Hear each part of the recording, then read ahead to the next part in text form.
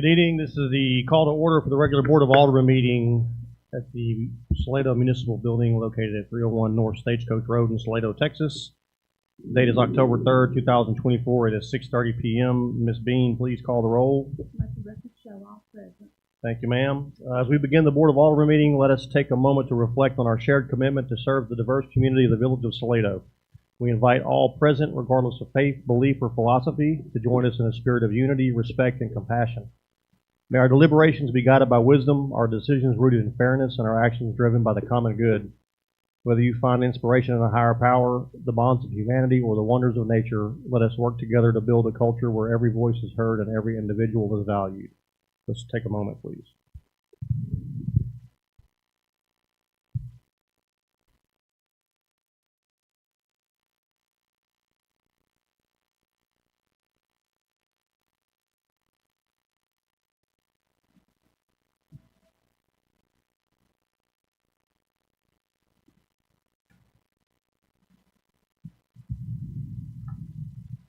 Thank you.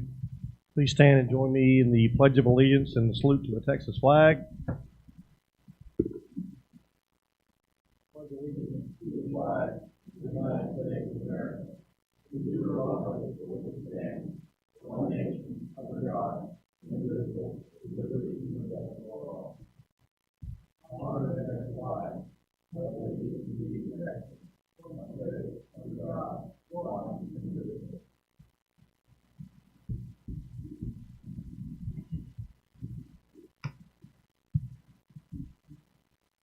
Thank you. Item 1 on the agenda, public comments. The Board of Aldermen welcomes comments from citizens on issues and items of concerns not on the agenda. Those wishing to speak must sign in before the meeting begins and observe a 5-minute time limit when addressing the board.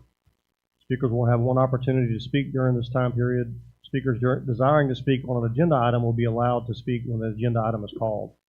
Inquiries about matters not listed on the agenda will either be directed to staff or placed on a future agenda for Alderman consideration. We've got one, Mr. Charles Simmons. Come on up. Name and address, please, sir. Charles Simmons, 317 Salado Creek Place, Salado, Texas. I just have a fairly quick comment. I took a little drive with some people a week or so ago and went through some towns in Upper Texas here. And, you know, I saw what their slogans were and kind of what their marketing was to bring people in. They're really nice little towns. And, you know, I saw some things almost identical to things I've heard in this room. And I talked to Ms. Whitson, and she's working on what I'm going to suggest to you, but I'll get up and limit my comments a little more because she's, you know, rightly working on this kind of stuff. Because we need to have a vision for Salado that's not chug, slug, and fried food, right? It needs to be more like Salado. I'm just going to suggest here, you know, class, fine food, accommodations with a flair that brings people in from Dallas and San Antonio and Houston and even destinations around the country, you know, like we used to see here in 2007 and before. So if you have some, I think what maybe Ms. Whitson could use, as I think anyone could, is how you kind of get to groups of people that have the money and the affluence to go to specialized places as a destination. You know, literally getting on a plane and coming here from New York or Paris. I mean, there are people that do that. We need to kind of get back to the fine arts like Larry Krauss gallery and other galleries here in town. You know, I think our glass blowing place is really cool. They've really come up in the world with the kinds of glass that they have, and that attracts people with taste and culture and art flair. And those are the kind of keys we need. So I'm going to make some inquiry about some men's groups and some ranger groups that I used to be involved with where, you know, the right kind of people were there to maybe market to. But I suggest A, the vision, and B, helping her kind of get to the right group. Thank you. Anybody else have any public comments? Nope. Moving on. Item 2A, consent agenda, approval of minutes of September 19th, 2024 regular Board of Aldermen meeting.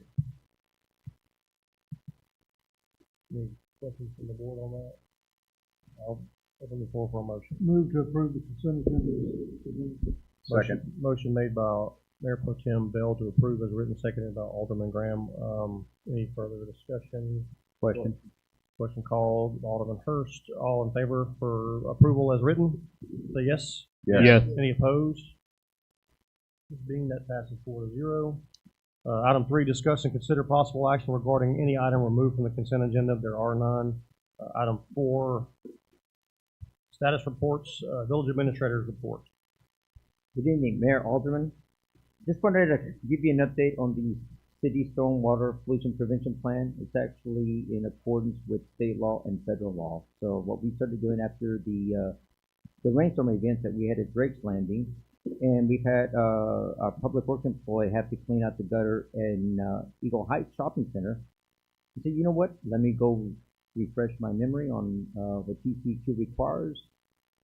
Kept you informed, and we have now reached out to every developer and every builder. Keep these construction sites clean, keep them compliant with the erosion measures.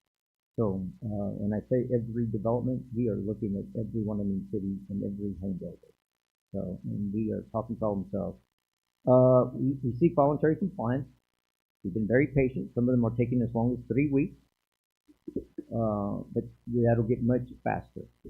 So, meaning that non-compliance may include shutting down a job site. So, but if you get any of those kind of concerns, or please send in my direction. And I did put a one-page handout, kind of all the federal regulations, state regulations in the package, just so you see exactly where I'm coming from. Okay. The city's a general law city, and all the laws applicable at the state or federal levels are applicable here. Second thing, update on city permits regarding the sale of alcoholic beverages.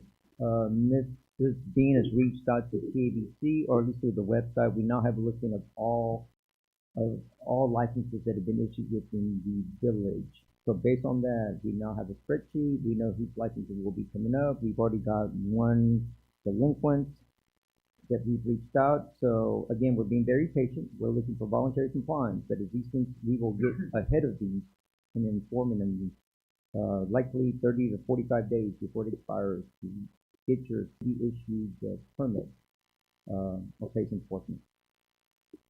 Lastly, update on the alleged violations of zoning districts. Since I've started, I've had not very many. When I see zoning violations, it's we come across people running businesses, operating businesses. That does not mean, and I've had calls from some of you regarding something that is innocuous, right? Something that doesn't create a lot of traffic, both vehicular or pedestrian. We're talking the ones that people are manufacturing on properties that we can track back when those permits were issued for either platting new homes, Bell County Health Department issuing their septic system permits for residential and non-commercial, people doing painting of cabinets in their front yards, or people turning in turning their former bed and breakfast into a duplex or triplex. In violation even after the Board of Aldermen that said no. So we're following up on some of those issues, right? So I get a lot of complaints. As I get them, I try to prioritize them. The ones that are detrimental to the environment or a quality of life nuisance. Those are the ones that rise to the top. Okay. Any questions? Again, we're not going after somebody teaching piano classes or having a online business and UPS truck stops in front and picks up. That's not the kind of stuff we're looking for. We're looking for things that actually disturb the neighborhood. Single family residents primarily take priority. Any concerns, comments? Just real quick on the stormwater pollution prevention plans, the one that we've been dealing with, are they? I was out there today, and they're still not. And one builder specifically is still not compliant, and it's the one that we've been speaking to. So I think it's time to. Yeah, we'll escalate enforcement. So we recently collected some consultancies that were to potentially release the replatting. But yeah, I don't think he's responded to Mrs. Pinker's email pertaining to the timeline to start, timeline to complete, right? So, and plus they need a permit from us. Yeah. So, that probably went out about a week ago, maybe 10 days ago. September 25th, I think is what the email was Yeah, dated. that he was so, responsible. I assure you, it is on my radar. Thank you. Okay. Alderman Graham? No questions. Alderman Hurst? No question. Alderman McDonald? No questions, thank you. Mayor Pro Tem Bell? All right. Thank you, Mr. De La Rosa. Item 5, public hearings. A, hold a public hearing and consider the creation of the Mustang Springs Public Improvement District in accordance with Chapter 372 of the Texas Local Government Code. Mr. De La Rosa, you want to speak to this, or? Yeah, I'm gonna defer to, Gregory Miller with Bickerstaff. Law firm. Good evening, Mayor, board members, it's good to be here. Gregory Miller, Bickerstaff, East Salado, Costa. We had on the agenda an item to discuss the Mustang Valley Public Improvement District and the creation of it. It is set for hearing tonight, and I believe that the intent was to move the hearing and continue it to a later meeting. To wait for more details to come in on the project. I do know that the developers team is here. If anybody wants to have any questions or hear any further information, it's a board's pleasure. And Manny, I don't know how long we're thinking of postponing for, if we would do that. Yeah, you might, explain why we have it today. And Thank you. The reason we're having it today is you recall last month we met to get this on the agenda to create the Public Improvement District. The action item that you passed was to get this on the agenda, to have the hearing so that if we were ready to create, we could do it as soon as this meeting. As I understand it,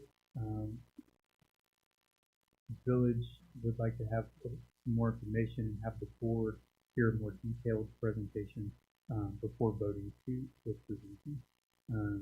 So I believe that's part of something that can happen tonight.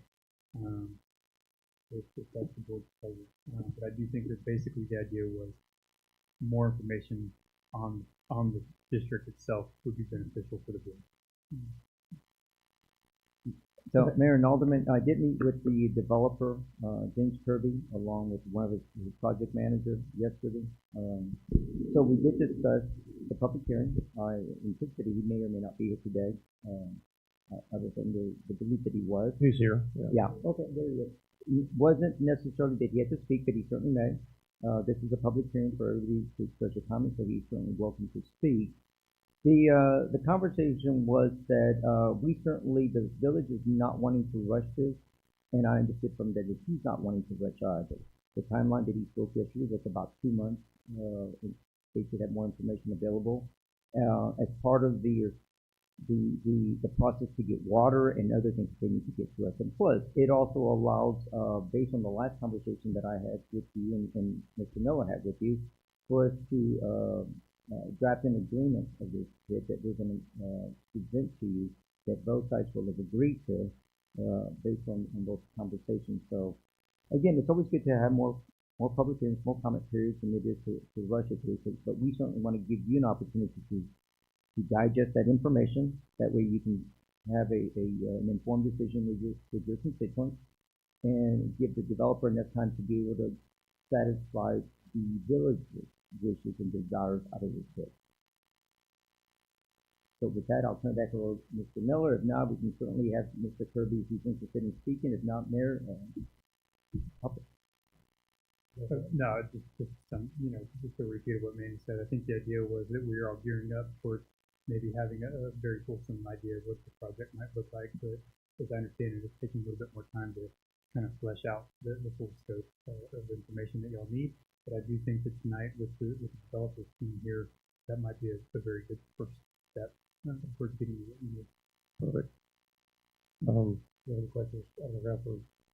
No. No. No, thank you. So are we having a public hearing tonight? Yes, sir. It is scheduled. It was published as required in the paper. We scheduled this public hearing. What I did remove the language was about taking action. You can discuss arbitration, the bids, anything you like that, developer is going to discuss or explain, or with Mr. Miller. But I very specifically remove taking any action off this item. That's why you don't see it following. Will there be, seeing that there could be additional information that comes out, will there be an additional public hearing before action is taken? Yes, sir. And I should have mentioned that the idea here would be to continue the public hearing, leave it open, so to speak, until the board is ready to take action. I'm not opposed. I'd really like to hear if Mr. Kirby has anything to say, but I don't want this to be the final public hearing. No. Something gets passed down the road. I would prefer another public hearing. And we can have them publish another public hearing when they're ready. So, this does kind of start the clock, in the sense that, Mr. Miller can correct me, but when we call for it, there's 6 months to get it completed. Yeah, we have 6 months to have that hearing and take the action. And we would not need to publish again so long as everybody here tonight understands, the audience understands what we're doing, and then it gets posted appropriately in the next hearing. Is there any drawback to posting? No, sir. Are you talking about posting or publishing? Publishing. No, sir. There's. I think that's good belt and I suspender. think in transparency, that's what we should do. Yeah, but I don't want, because this can always go back again, publish it, but it could really also hold it all 6 months again, because of the publication, so, and that's okay. This needs to be decided and considered by you all when you have everything. Long drawn out question, sorry. Yeah, good. You don't have anything else? No, sir. If there's any questions, I'd be happy to field those. Good. All right, thank you for now. Mr. Kirby, would you like to speak?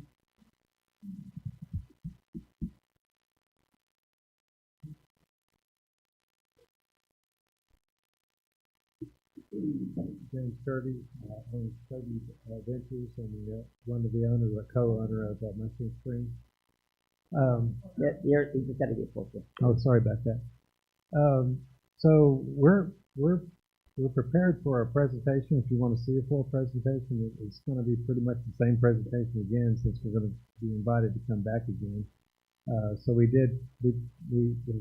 feel like we're pretty prepared, but before we even do that, in the event that you do ask for us to do that, if there's any questions or something like that, I'm here to answer them. If there's anything that I think that Manning and I had a really good meeting yesterday, and I think for the most part we covered anything that we thought was outstanding between us. But there again, if there's something out there that I'm not aware of that I need to address today, I'll address it today. If it's something that we come back in 2 weeks and I'll address it then too, along with a fuller presentation. I think, in the interest of following, there's a posted public hearing today. I think it is, we need to see the presentation. That's okay, man. Yeah. If you don't mind, let's go ahead and move forward with the presentation. We got folks here that are here for the public hearing. We posted it as a public hearing, so let's go ahead and do it. No issue with that. He's very good. He's Thank it's a you. PowerPoint, so we just got to figure. Could we have a couple minutes to get it set up? Yep. Okay, I'll go ahead and leave. I'm going to actually step aside, let him go ahead and do the presentation, and then I'll come up for my part of the presentation. So, All right, thank you.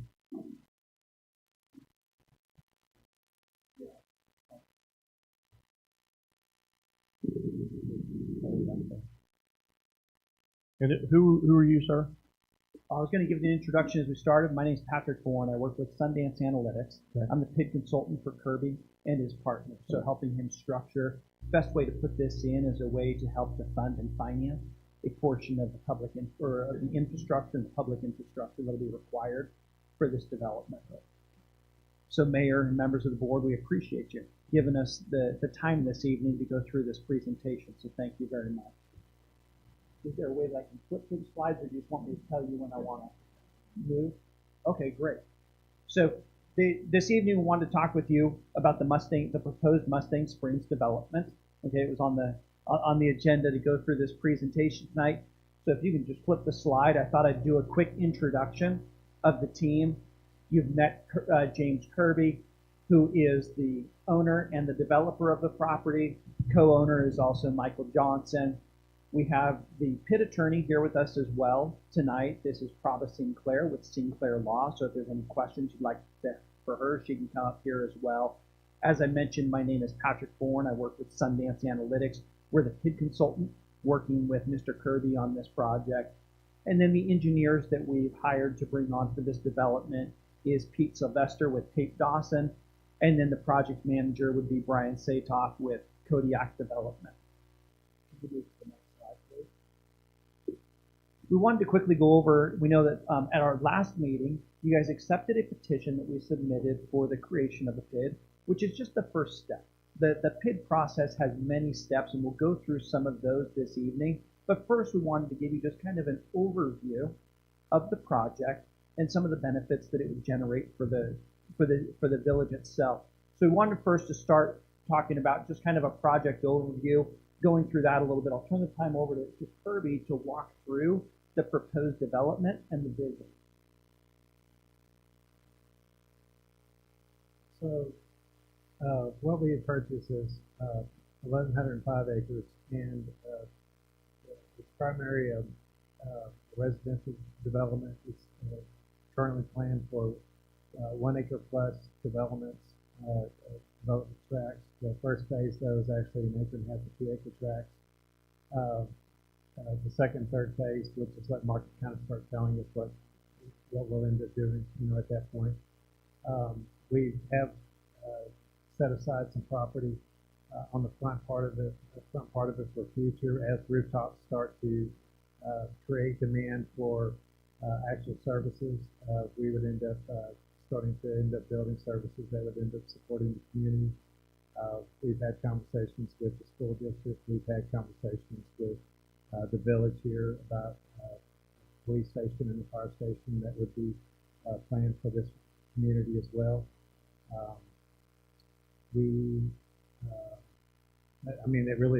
That's kind of an overview of the community itself.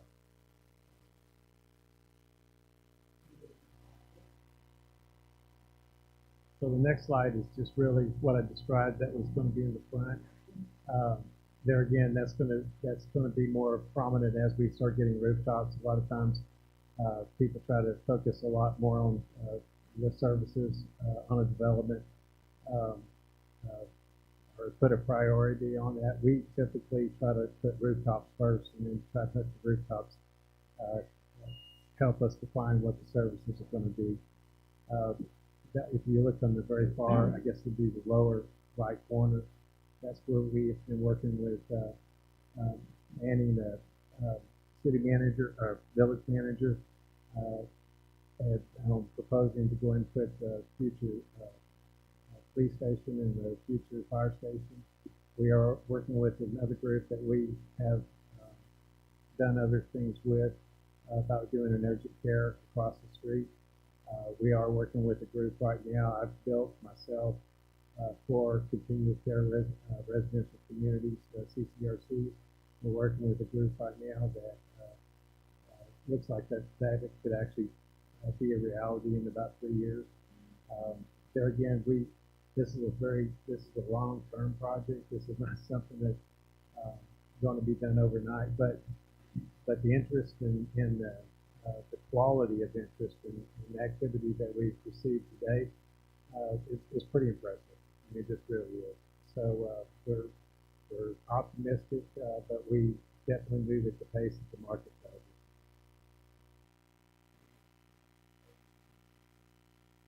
So really, the next slides are just showing some of the existing features that are on the property. The lake, we have a 6,200 foot clubhouse that was already there. So we were fortunate to have a good start for for buyers now coming in. It's kind of not a situation where you put a developer puts up that says the fall of this, or also may put another sticker, well, the summer of this, and these amenities actually already exist, and we've already opened it up to our existing buyers as as well as future buyers that these amenities here to use right now. These are some examples of, we are currently working with 4 custom builders in the project right now, and in conversations with several others. These are just examples of the products that they've kind of shared with us that they're looking to actually go ahead and construct. And there again, that's just a photo of the existing clubhouse that's already out there. That's already on the property.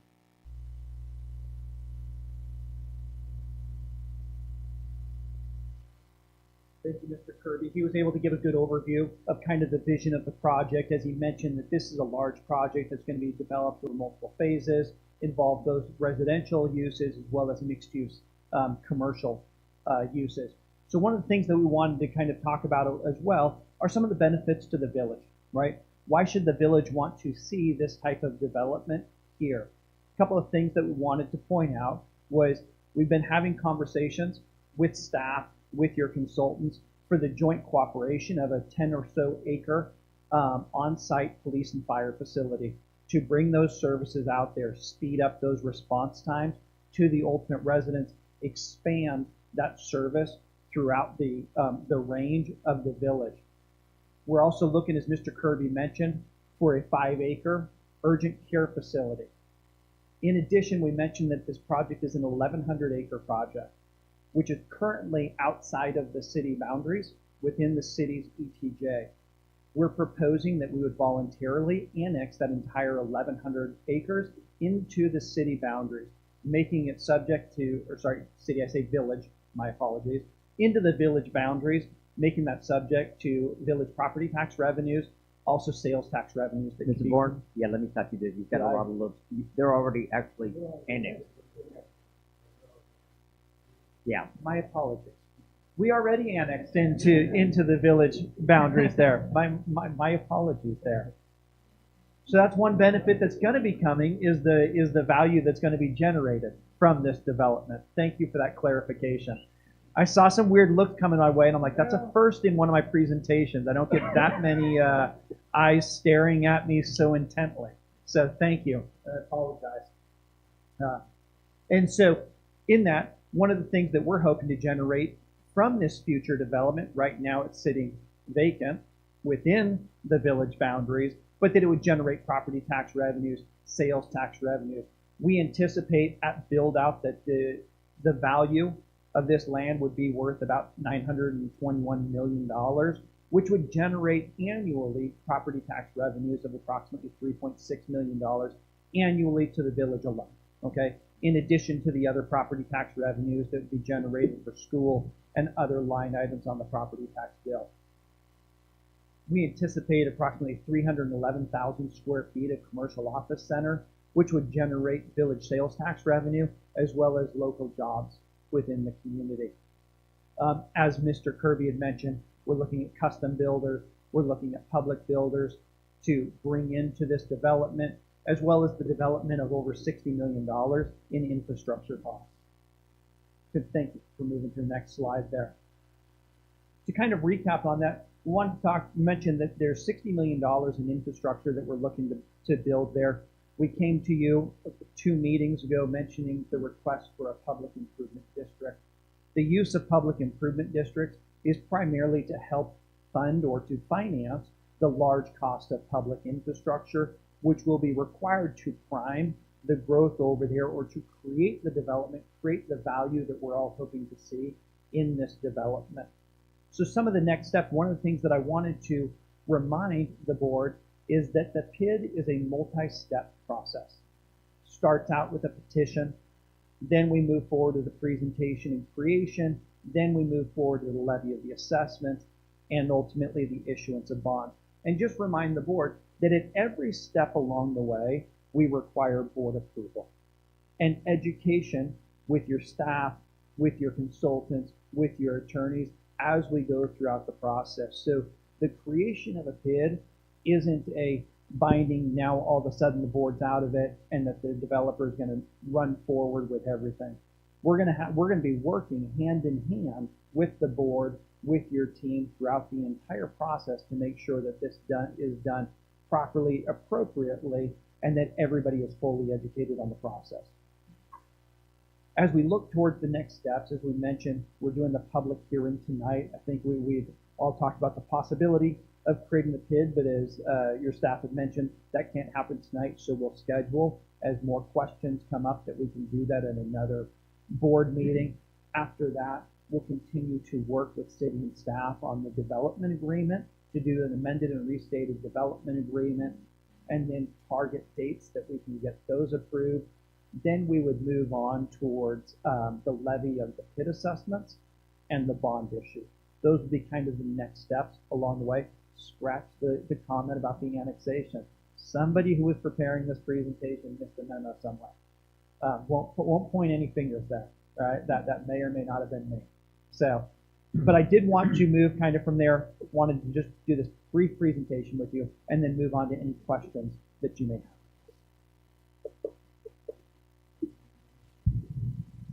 I have a question, but I just want to give you a little context if Manny hadn't talked to you about this already. I believe this is our second PID that we're dealing with as a municipality. Is that correct? That's right. So not our first rodeo, second rodeo.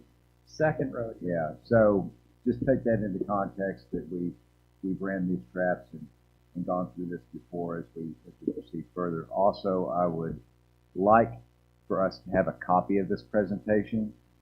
And then, we could check the numbers in terms of some of the things like the tax revenue, is it going off the correct ad valorem rate, things of that nature. And again, recognizing that this is projected. I mean, James, I've been on this since we started, and going out to Benny Boyd's Pleasure Palace out there. And I just want to make sure that, we're talking like we were originally in terms of that glide path of 6, 8 years and how we phase in. But thank you. Of course. That's just the only things that I'm asking right now. And Mayor and Alderman, just so that there aren't any surprises, part of our conversation, and it was, Mr. Kirby is correct, it was very fruitful, it was very, certainly, I made sure that our discussions, our concerns when it comes to the CCQ permitting the wastewater plants was addressed, the issuance of a groundwater withdrawal permit from Clearwater is a concern, right? I mean, in other words, there was a belief that the village was trying to move very quickly. I dispel that myth. So, what I do want is that it moves cautiously and that everything gets addressed because you're getting the questions and then you're questioning me. So some of it is, and that's why we talked about these timelines. Again, this is their project. So we've got to meet your concerns and those of our citizens. But I don't think I left anything on Mr. Kirby. It did. But it is. At least we had a very good conversation, very amicable, and I think that this will be a good project. But they need to address some of our concerns. Yeah, thank you. And we downloaded a copy of this. All the requests to be happy. Thank you. Nurse, anything? Mr. Bell? I do. Good afternoon. Hello, Mr. Kirby. You talked about it's a long-term development.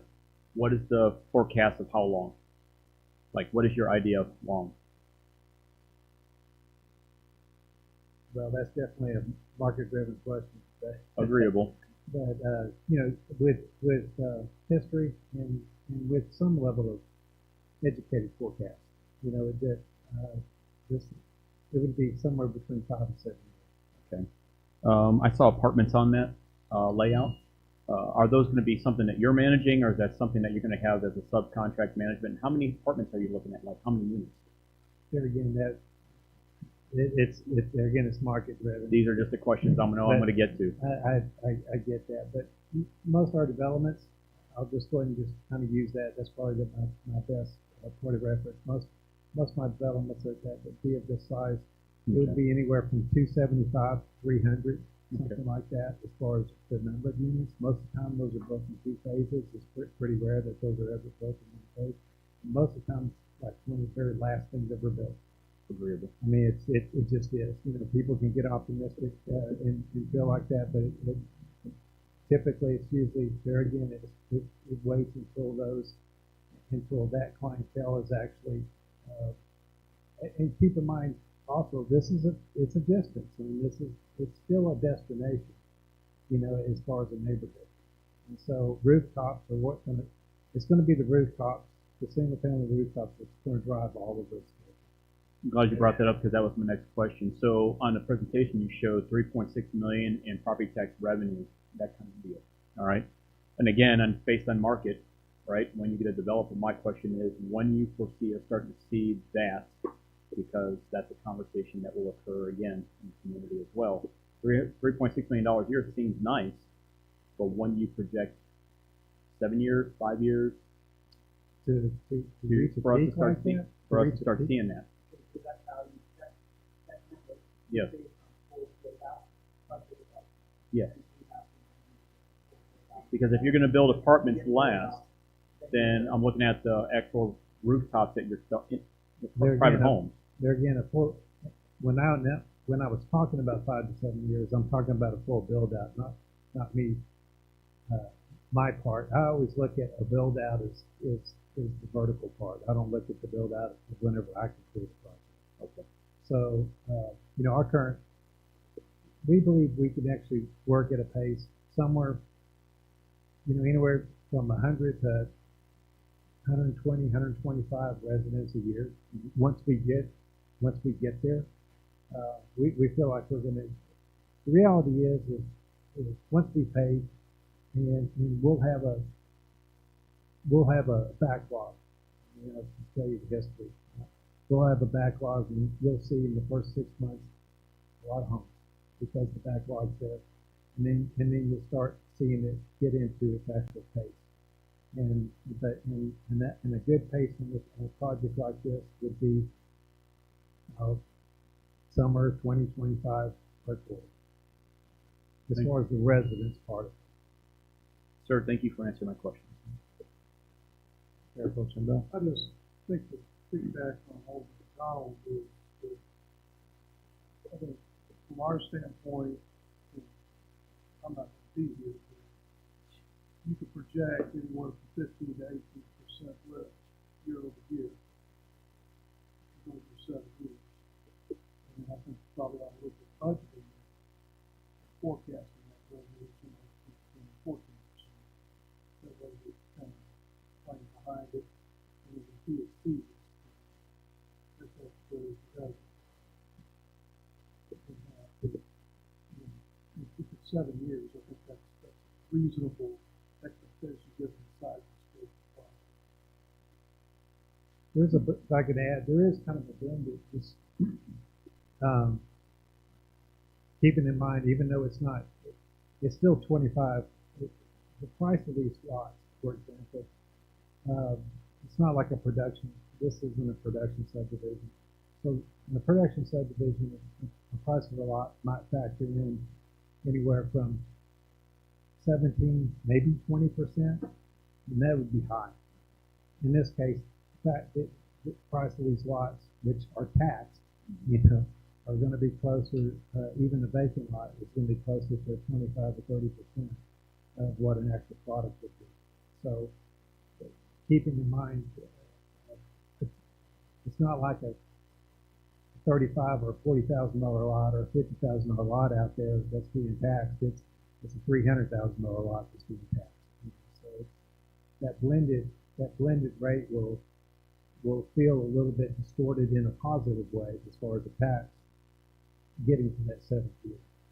I would agree with you, but those lots you're selling now can be ag exempt too. Can't they? Or No, they sir. cannot be ag exempt. No, sir. Okay.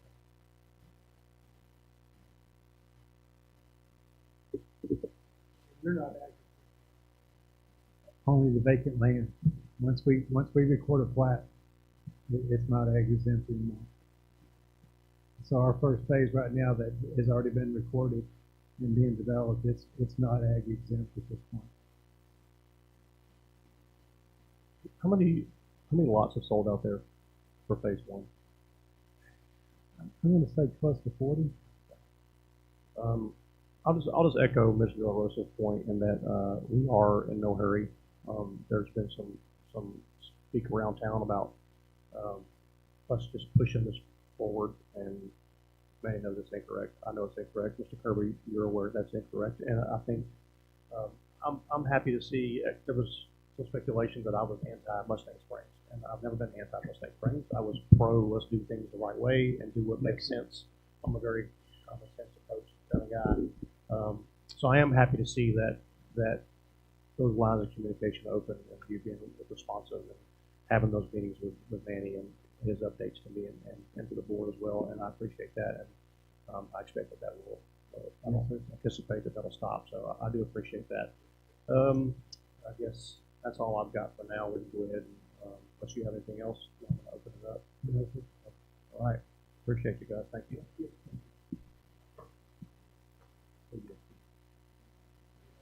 Yeah. Matter of housekeeping that if we continue this, that we set a date certain, and let the public know. And, speaking of microphone, if we do continue this, that we set a date certain for the next hearing, so the public here can know and we'll get it published. Yeah. Thank you. Okay, it is 7:11, and I will now open it up for public hearing. Anybody wants to get up and speak, ask questions?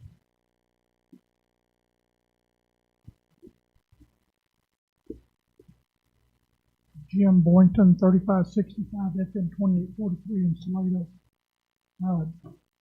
I personally want to commend everyone for the city side to take this slow.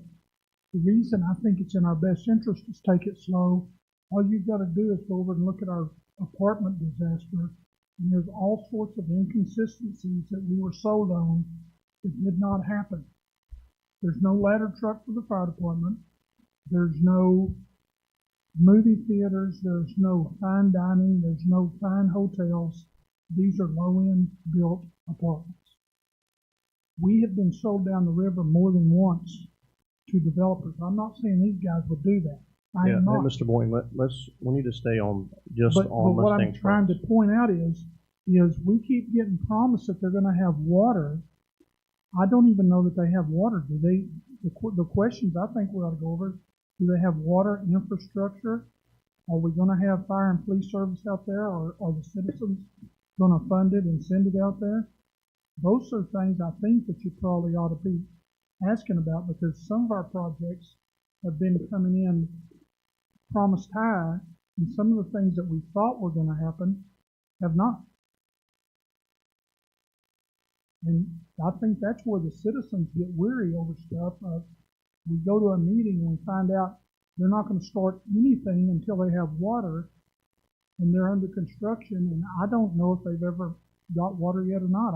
I saw a public utility district meeting thing that they're going to have another meeting about it. So what is the truth for us as the city and the council? Does that make any sense at all? Yeah. Can I speak to that? Is it appropriate? Okay. I don't want to do anything. I'm not trying to be disrespectful. I'm trying to point out where we've been 5 years ago. The first question is they did have the permits to drill the test well. Right. That's correct, Mr. Kirby? To this point, no permits have been issued to produce water out of those, correct?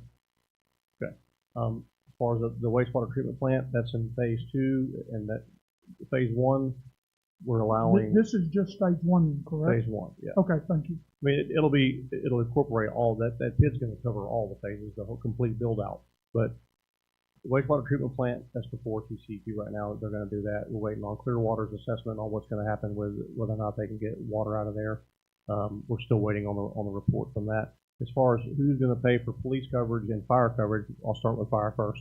Fire, Bell County ESD number 1 has about 117 square mile fire district, including that area out there. Even as it sat a year ago as Benny Boyd's Ranch, it was still in Salato's fire district. And as far as police coverage goes, once homes are out there, you have citizens that live out there. They're taxpayers as well. They pay village taxes. They will be footing the bill for additional police force. And with part of their presentation, that the fire and police station that he spoke of, that's at no cost to us. Right, but my point was, I understood what you said, and I just don't want to be party to a conversation where where people are told that they're gonna have water before they start, then they don't. Obviously, the information we've been hearing around town, and some of it that we've been reading about, has been not exactly how it's gonna go. It's gonna be in multiple phases, and the sewer plant's gonna be later, along with the fire station and the police station. Well, I'll say this, we're not going vertical. No permits will be issued to build anything vertical until they have water out there. This is not gonna be, and I know that's been the concern years back with things that have happened around here. It's 2024. Yeah. I can't speak to that. Not to correct it, but we talked about model home. The model home, correct. Right, those for business, not Yeah. for habitat. So Yeah. we may issue permits for those. It's well within the industry, as we indicated. They've already filed the plat. They put up a performance bond. The moment they file a plat, they can sell lots. That's part of the risk, right? We've done this with others, right? So, in other words, we don't treat one developer different than others. So, I mean, so they I'm can. not suggesting you do No, that no, at no, all. yeah, no, I'm just saying, but the point I'm is just though. trying to clarify what Yeah. the plan is, because back Yeah, to I know, some but of I the don't want other ones- anybody coming back on my mayor going, hey, mayor, you said this. No. Well, then I'll make a correction. I'm aware of the model homes, but that's not there for people to reside in. That's there just as and they're gonna bring their own water in, they're gonna have their own Right, septic they're out gonna have there. a water tank and everything. to Yeah. hook up to- right. So when I say there's not gonna be anything going vertical, I mean as far as for residential use. Right. This is gonna be more of an office I type thing. understood what you Yeah. were talking about. And he's not done anything. We're waiting on permits. We're waiting to see what they're allowed to do with the water and that kind of thing, and then we'll move forward from there. And I'm happy to hear that he's wanting to do things the right way. We're in no hurry. He's in no I hurry. would agree 110%. Yeah. But I just was coming up here to try to reinforce this. I think the community wants to see y'all proceed in caution just because of past things, not anything to do with them, nothing to do with these guys. It's the ones before us that have hurt us. Yeah. I think the only thing I can say to that is just sit and watch. Yeah, and now they did start cutting streets. We issued permits for that. They started laying down water lines. We issued permits for that. They started putting in their storm water. They issued permits for that. I had conversations with Mr. Aaron with Clearwater. They were certainly bringing in water from the outside, and they were authorized to use one of the on-site wells or something, some type of. So I have conversations with Mr. Aaron very often about this. He's not expressed any concerns. I don't have any concerns. Everybody seems to be communicating, so we will certainly get that information to you so we can get out to the public. But this is being monitored, and they certainly are within industry standards. And anytime, to that point, anytime that we've received complaints or phone calls about things that were, people are speculating about what's going on out there, we pick up the phone and call Mr. Kirby. He answers the phone, or he calls us back, and we go out there and take a look at it, and come to find out they're doing what they're allowed to do, and nothing beyond that. And that's all I was wanting to reinforce, though, is I think we need to proceed with caution because of other things, not because of these guys. Yeah. Does that make any sense at all? It does. Okay. Thank thanks. you. Yes, sir. Anybody else?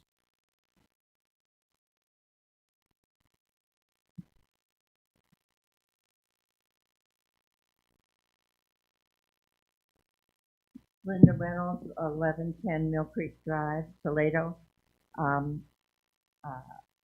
We got the agreement in 2023, January 2023, and you all have spent a long time and a lot of hours on this. First, Alderman Graham and Alderman Bell and Mayor Henry, and then the new people are finding out it's hours and hours of work. I appreciate how hard you're working on this, and Manny, and I appreciate you taking your time and going slowly. And this is just a long term. I don't expect to see those millions and millions of tax dollars in my lifetime. But I appreciate that in the future, some younger people will reap the benefit. Originally, I thought it was going to be 2-acre lots because I was kind of interested myself. But I see now it's 1-acre lots. And 40 people have bought them. And I'd be interested myself in investing in a lot, but I got to know there's water there first. I'm not real excited. I can handle a septic system, but I can't handle it if I don't have water.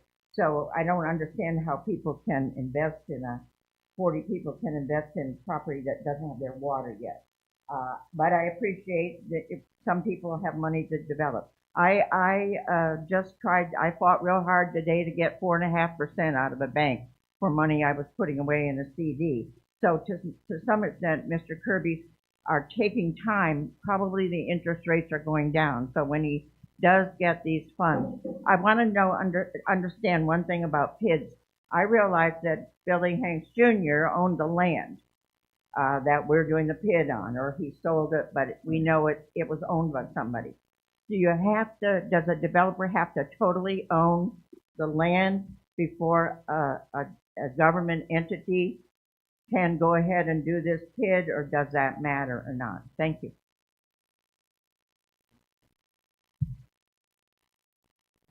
You want to answer that, Mr. Miller? Typically, whenever a PID development starts, the owner does own 100% of land. The lots that are sold, there's typically a landowner consent that is signed, and they acknowledge that there's a PID and the amount of it and so forth. Short version is to get that assessment and have that assessment be a first priority lien, you do have to have owner consent. And so that's typically why it's done with the owner, starting it before a lot of people move in. As I understand it, there might have been some form of landowner consent with the 35 or 40 purchaser. We haven't reviewed that yet, but we do understand that folks bought the property very well aware of it. So we do need to see that. And that's kind of the situation we had in Sanctuary as well. So we can, if that becomes an issue, we can talk about how to resolve that. But,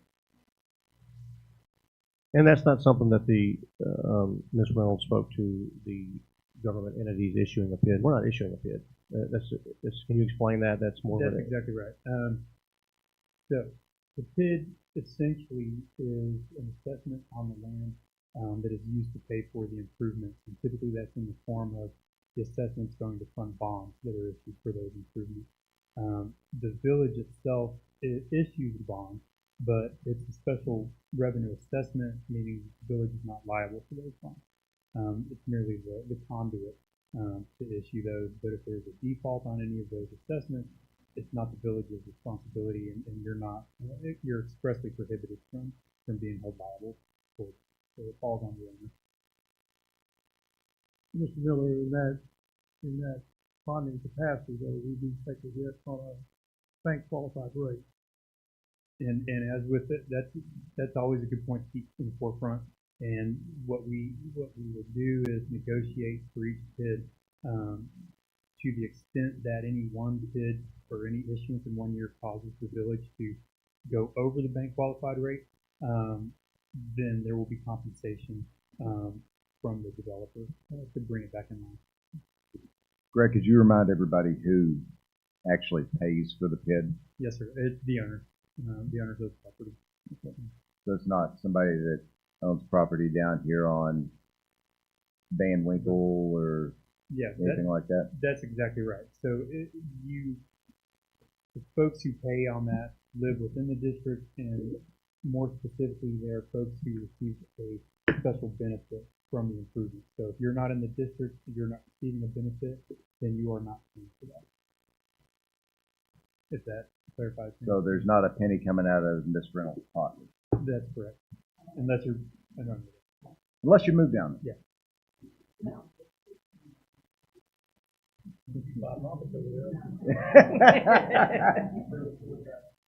Wait, let's go on down the road. Developers default all the time.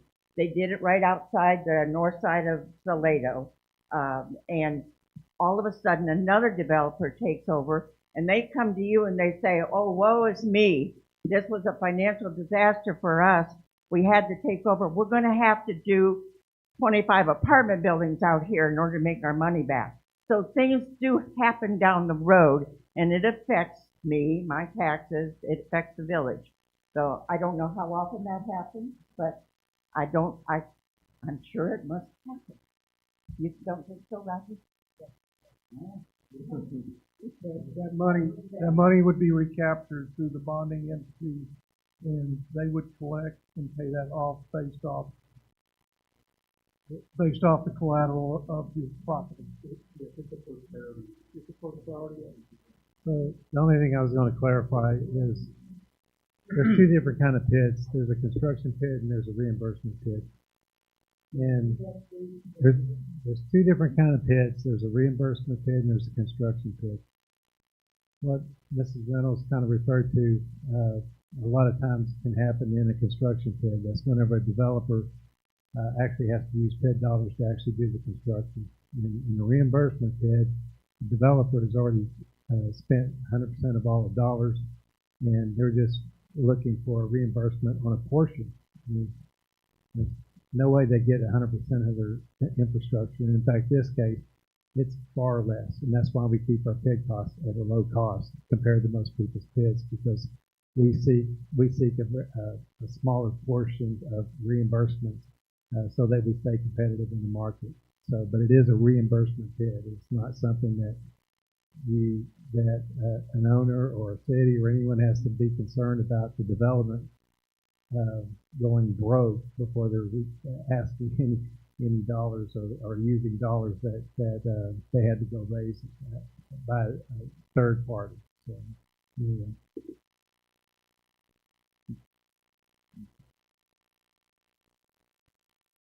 Anyone else want to speak to this?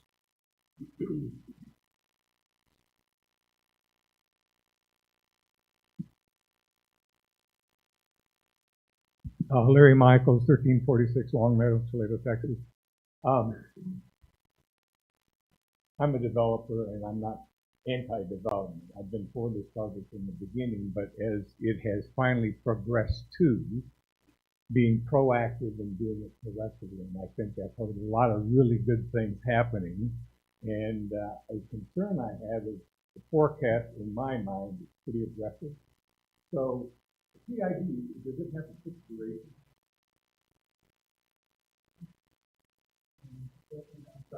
No.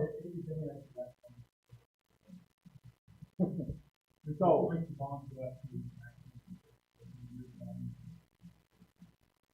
my question would be, he says he thinks he could develop this in 5 to 7 years, and I hope he do. It'll be a financial windfall.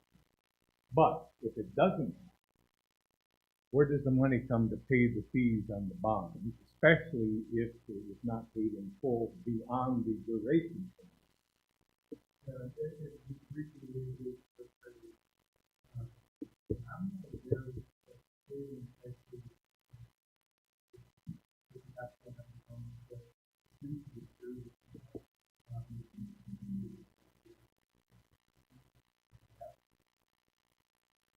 So, if the developer owns 50% of the lot, that's good. Thank you. Thank you.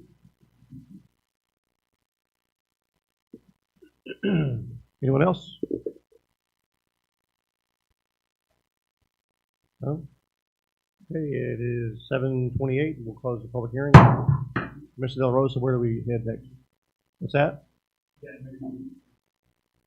Yeah, we want to set a date now for the next public hearing. I'm hesitant setting a date if not set it out far enough because you're going to publish again. So.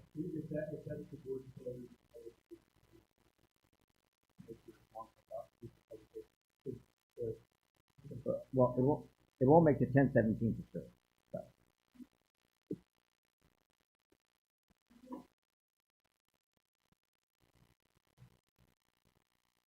Barbara Sinclair. I'm developers counsel for Mr. Kirby in the group. I respectfully request that the public hearing be continued and stay open to the date that you have determined appropriate for. And it can be separate time, and it can be published. We would obviously want to publish it to get the word out, and this is yeah. We have so basically, you're not closing the number public hearing. You're just in recess. Just moving. Okay. The date. Correct. So do I need to restate that? Yes. For the record. Okay. So we're not closing the public hearing. We're going to continue it to a later date, which we will decide here in a little bit. I don't think the 17th is an achievable goal. One is it doesn't meet the requirements for the hosting. No, it doesn't. You're looking at November. potentially November 7th. And this would be, just for clarification, this would not be the same, period of notice that we needed to set the original meeting, the one that we're having today. So, I mean, theoretically, it could go as soon as the next board meeting or say November. And here's why you can't, most of us are out for TML next week. Gotcha. Monday, the 14th is a, Indigenous Day. And then we're meeting 3 days later. It will not give me any time for me to have a conversation with you about an agreement. Got it. So you're looking at November 7th at the earliest for the following, and Alderman. Do we want to set it for the 21st to give us, make sure that we have enough time? It's close to Thanksgiving, so, yeah, so you may lose some folks and citizens. Now that I think about it, once you said it, you're probably looking better at the 7th. I'm fine with the 7th. Yeah, and if we don't have it, then we will continue it again. But you're right, you probably don't need to do the whole 15-day notice. That's correct. Yeah. Since it's a continuation. Yeah. Okay, November 7th. What else on that, Mr. Ellis? We good on that? Yes, sir. All right. Thank you, Okay, Mr. thank Ellis. you. Appreciate you. Mr. Kirby, thank you. We appreciate your time.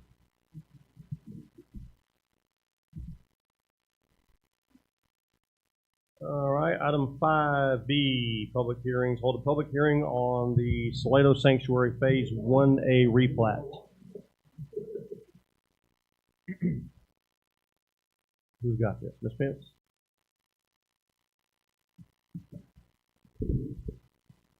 Good evening, Mayor and Alderman. Thank you. So this evening, we are having a public hearing for the Salado Sanctuary Phase 1A, the replat. The purpose of this replat was to adjust the lot lines to fit the home designs within the angled building setbacks due to the curved shape of the lots. The public notice did go out. It was posted in the newspaper, and we also sent notification letters to property owners that were within 200 feet of the lots to be replatted. And the Village of Salado received no public comments for or against.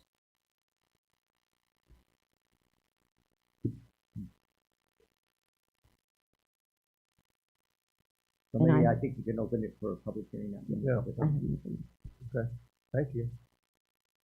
All right, 7:32, I'll open the public hearing for the Salado Sanctuary Phase 1 replat. Phase 1A, I'm sorry. 7:32. Anybody?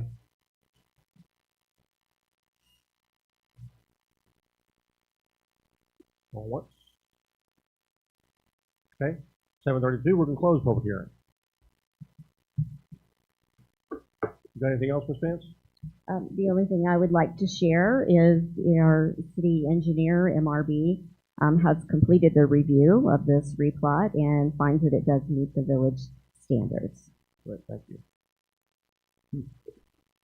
And I just want to add the last thing that was said about all the work that Mr. Del Rosa's put into this and other people. You were omitted from that. That was a mistake. It was just an oversight. So thank you for your hard work and everything that you've done in this. I know you're it's trial by fire for you right now, but just give Manny the hose, let him just kind of cool you off every now and then. He catches in flames, bursts into flames. So thank you. All right, I guess nothing else on that. Thank you.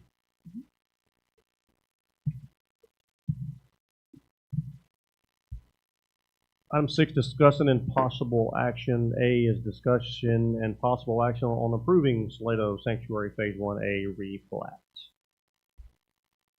Want to add to that? You got to speak to that too? Okay.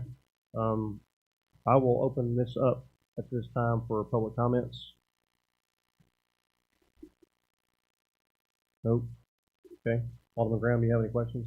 No questions. Alderman Hurst? No question. Alderman McDonald? No questions, Mayor. Mayor Pro Tem Bell? None. Mr. Del Rosa, you want to add anything to this? No, sir. We Nope. recommend approval. Thank you, sir. Make All a right. motion, we approve sanctuary lot phase 1A for replat. Second. Motion to approve as presented by Mayor Pro Tem Bell and seconded by Alderman Hurst. Any further discussion? Question. Question. Here. Question called by Alderman McDonald. All in favor of approving the Salado Sanctuary Phase 1A replat as presented, say yes. Yes. Yes. Any opposed? Any abstentions? Ms. B, 4-0. Item B, discussion and possible action on approving Hawks Landing final plat. Is yours? Yes, sir. Welcome back. Thank you. I just want to present the application for Hawks Landing. It's a plot of 17 acres that consisted of 4 lots located in the ETJ of the Village of Salado. There is a few special notes I do want to bring to your attention on the plot. Note number 6 on that plot discusses the water service for all 4 lots or private well. You do have the attached approval letter from Clear Underground Water Conservation District, and also number 9 is an additional note on that plot that makes sure that the Village of Salado is not responsible for the roads. It states that the property owners will be responsible for the maintenance of the commonly shared driveways located within the private passage easements.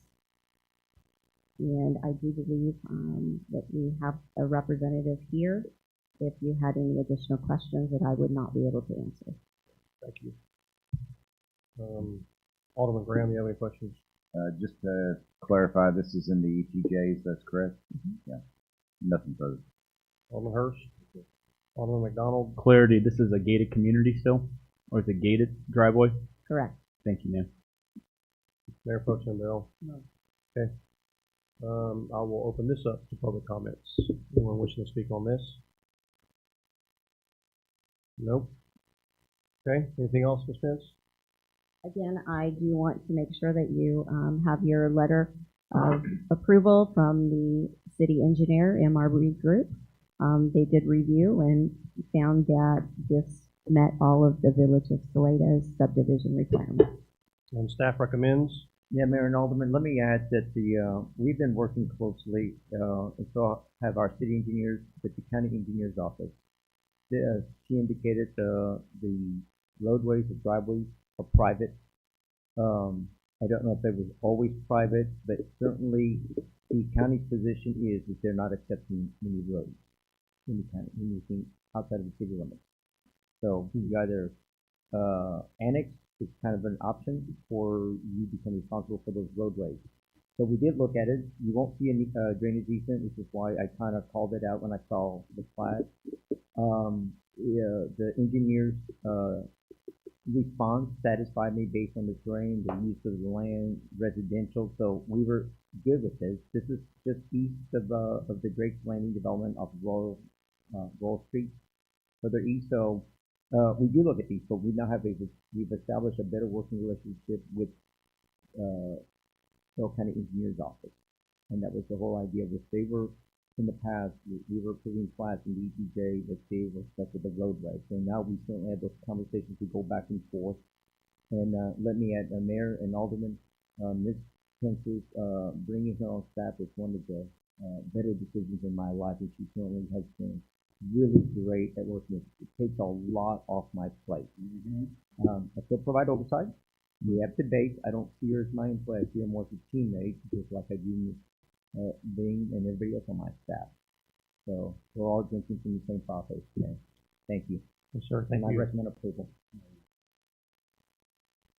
All right.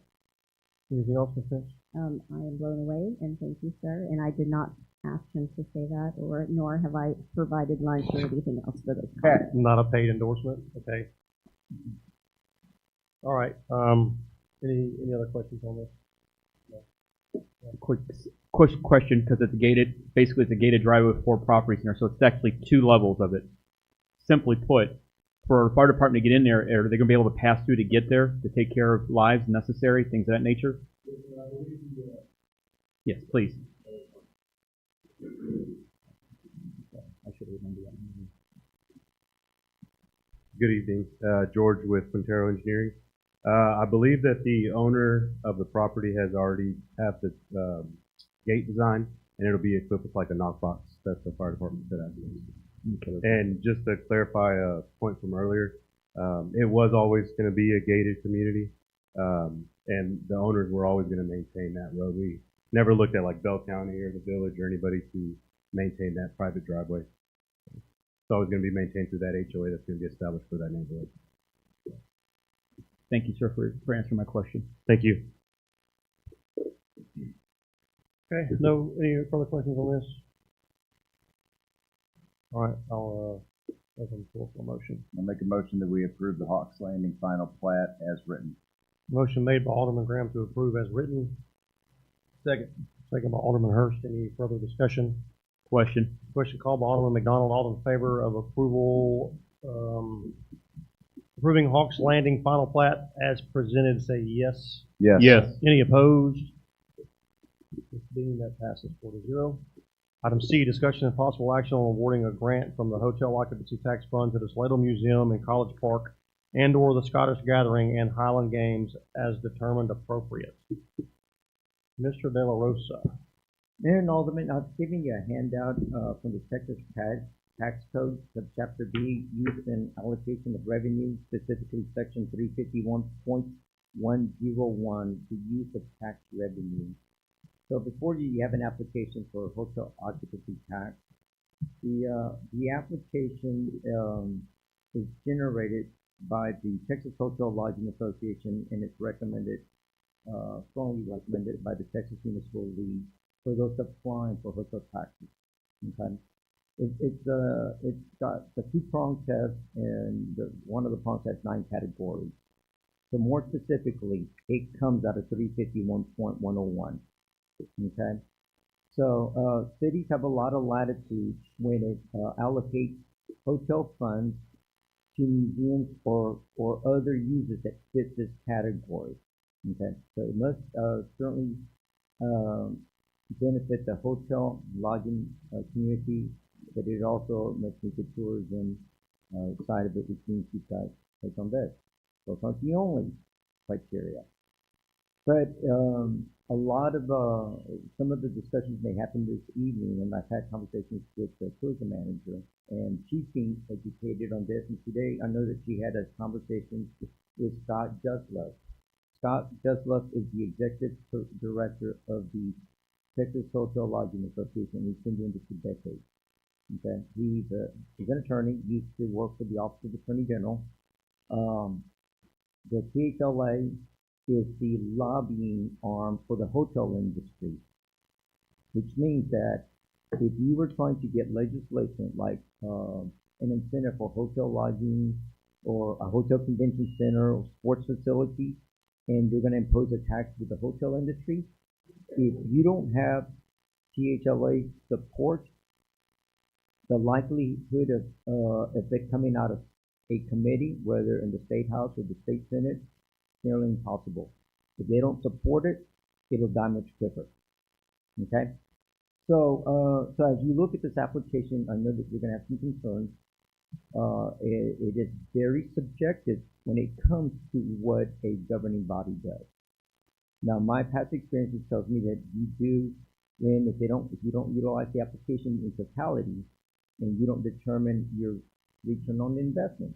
So today, the conversation with Mrs. Whitson is, well, how does that return work? Because it's not what's in the statute. Well, you're going to do a cost-business analysis. You're going to try to determine exactly what it is or does not work. And again, the formula is for you to determine because there is no policy. Now, I've had conversations with some of you about policy. Cities don't generally like policies that bind them. And city managers certainly don't like them. Okay? A policy is generally written enough to give you some latitude so you can work within the statute. You set a policy, it can be more restrictive. Okay? But it can't be less. Okay? So you're going to have some of these, you should have some of these discussions. The other part is the conversation with, do we have to own it? You don't have to own a museum to be able to support it, but you should have some type of formalized agreement in place that sets certain requirements, criteria, expectations. Okay, short of that, and there's not enough time, based on an event that's coming up. But when you do, you follow the statute, you can set conditions as part of the allocation of these funds. And there are sections to this. I know some of you have read it, and I know that I've shared some of this information. I've already been contacted. Okay? So again, I just wanted to set it up, Mayor and Alderman. If you have any questions for me, if not, I've asked Mrs. Whitson not to take any of the questions because I'm better suited to answer them based on this statute. So I would prefer that you pose those questions to me. The application is what it is, right? We talked about TABC, applicant signs an application. That is what they're signing, what they're saying, they fill it out, they're accountable for what they put in, but not for my staff to walk somebody through an application. That is not our role, because if you do something incorrectly, then you say we're responsible, and that is not the way government operates. So we point you in the right direction, we tell you where the statutes are at, and wish you the best of luck. Again, before I leave you, any questions for me at this time? Manny, is there anything in the applicant's application that does not meet the requirements of what is in our current application process as far as this is concerned? No, I wouldn't say that it doesn't necessarily meet, because it's very subjective. The questions that I get from others, aldermen, is if you need an oral, a return on investment, ROI, or depreciate some of the things. Does it answer every question the way it should? Again, subjective. It wouldn't be the way I would fill it out, but it doesn't necessarily not follow it, right? You can have a more stringent application if you accept the application that basically becomes your policy. Okay. I've mentioned in the past that I've given Mrs. Whitson probably close to 20 different cities and applications. I can tell you they all pretty much agree. Some of them are a little bit more sophisticated. The one that we're using is Fredericksburg. Okay. Well, that may work well for Fredericksburg, but I sent you others that I tend to like better. It's got multi-chair, it's got historical, it's got historical data to be able to base before you can even apply, right? So when you file an application, you also file a postscript for it in a timely manner after the event, right? You contact the hotels in your city and you kind of get an idea of room. So look, we know that our room goes for about $169. You get 10% of that. You can get what your return is from those states. But does that mean what the applicant's requesting? The other part of that is, you know that that's a direct revenue stream. But what are the indirect revenues that you're gaining from eating at restaurants, enjoying the other amenities? So that's why I'm saying it's very subjective. But you need to be able to establish why you did that decision, especially short of not having an agreement in place. So if you just base it on the application, Alderman, the application stands on its own merits. You're going to have to determine whether that return on investment is worthy of that and what it does. And again, that's a discussion or debate that you five will need to have. Second question, is there anything in violation or in conflict with Tax Code Title 3, Subtitle D, Chapter 351, Subchapter B in this application? Is it in this? Say that again. I'm saying, is the application in conflict with the current tax code that's been provided? Yeah. If you're looking at 351.101, subsection A, subsection B of that, what it doesn't have, Alderman, is if you use that portion of it, you've not named a specific project or activity with enough detail to be able to fit the box for it to fit in there. Okay. If it's afforded, if it's provided to you in that manner and you accept it and it is part of the conditions, or you set a timeline to meet those conditions, because you can, what I did, Alderman, to kind of help the applicant and also help you decide, I wrote this agenda item in such a manner to give you enough flexibility that as long as you follow the statute, that you've got a lot of, wiggle room in there, so to speak. I'm going to ask you one final question. When we go to section 351.101, subparagraphs 3 and 4, take a look at 3 and 4. And when I look at those, I see a lot of connective tissue between that and this event. You do. And here's the thing, you don't have anything that indicates that that's what they're gonna have, because that's not the way I read the application. Because that's not the way the current application is written. Yes, sir. But for future consideration, going back to that process improvement piece and what Mr. McDonald provided for consideration last week or last session, this is an area where we can get better. Yes, sir. Now, you could make a motion, somebody, saying that this is the session you're gonna follow, and then set some conditions on it that are recorded by board minutes, and with a deadline to provide a report back at some future day, whether you agree. It would certainly fit it. It's not the best way, but it certainly is, it's timely and it's recorded. That's all I have, Mr. Mayor. Thanks, man. Mayor Pro Tem, you're looking at me like you got a question. Alderman Hurst, you have any questions? No, I think you answered my question before. Was there's no agreement between the tourism and the museum or any of this written? No, there isn't. Look, when you read this, when you have a visitor center that's connected to a museum, and you have those kind of agreements in place, whether it's a formal agreement or a memorandum of understanding, and there is a relationship. Right now, you don't have a relationship other than we house employees in some of the buildings. Okay, that doesn't create that relationship. It doesn't do this. And if you read this, the visitor center gives you a lot of latitude, a lot of expenses, right? I've told you, we have funded, I've got history where we funded visitor centers, we moved them out of the chamber, moved them into our own cultural heritage museum. So, okay, I go back 20 years when I started in 2003 in the Woodlands, and I continue to be involved in these. So, the statutes haven't changed much. What does change, as you read this, you're going to see that other cities that couldn't fit their funding mechanism went and sought out specific legislation to make it fit.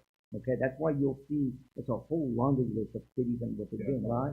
And you'll see that that's how that happens, but that's a lot of work and it's time waste.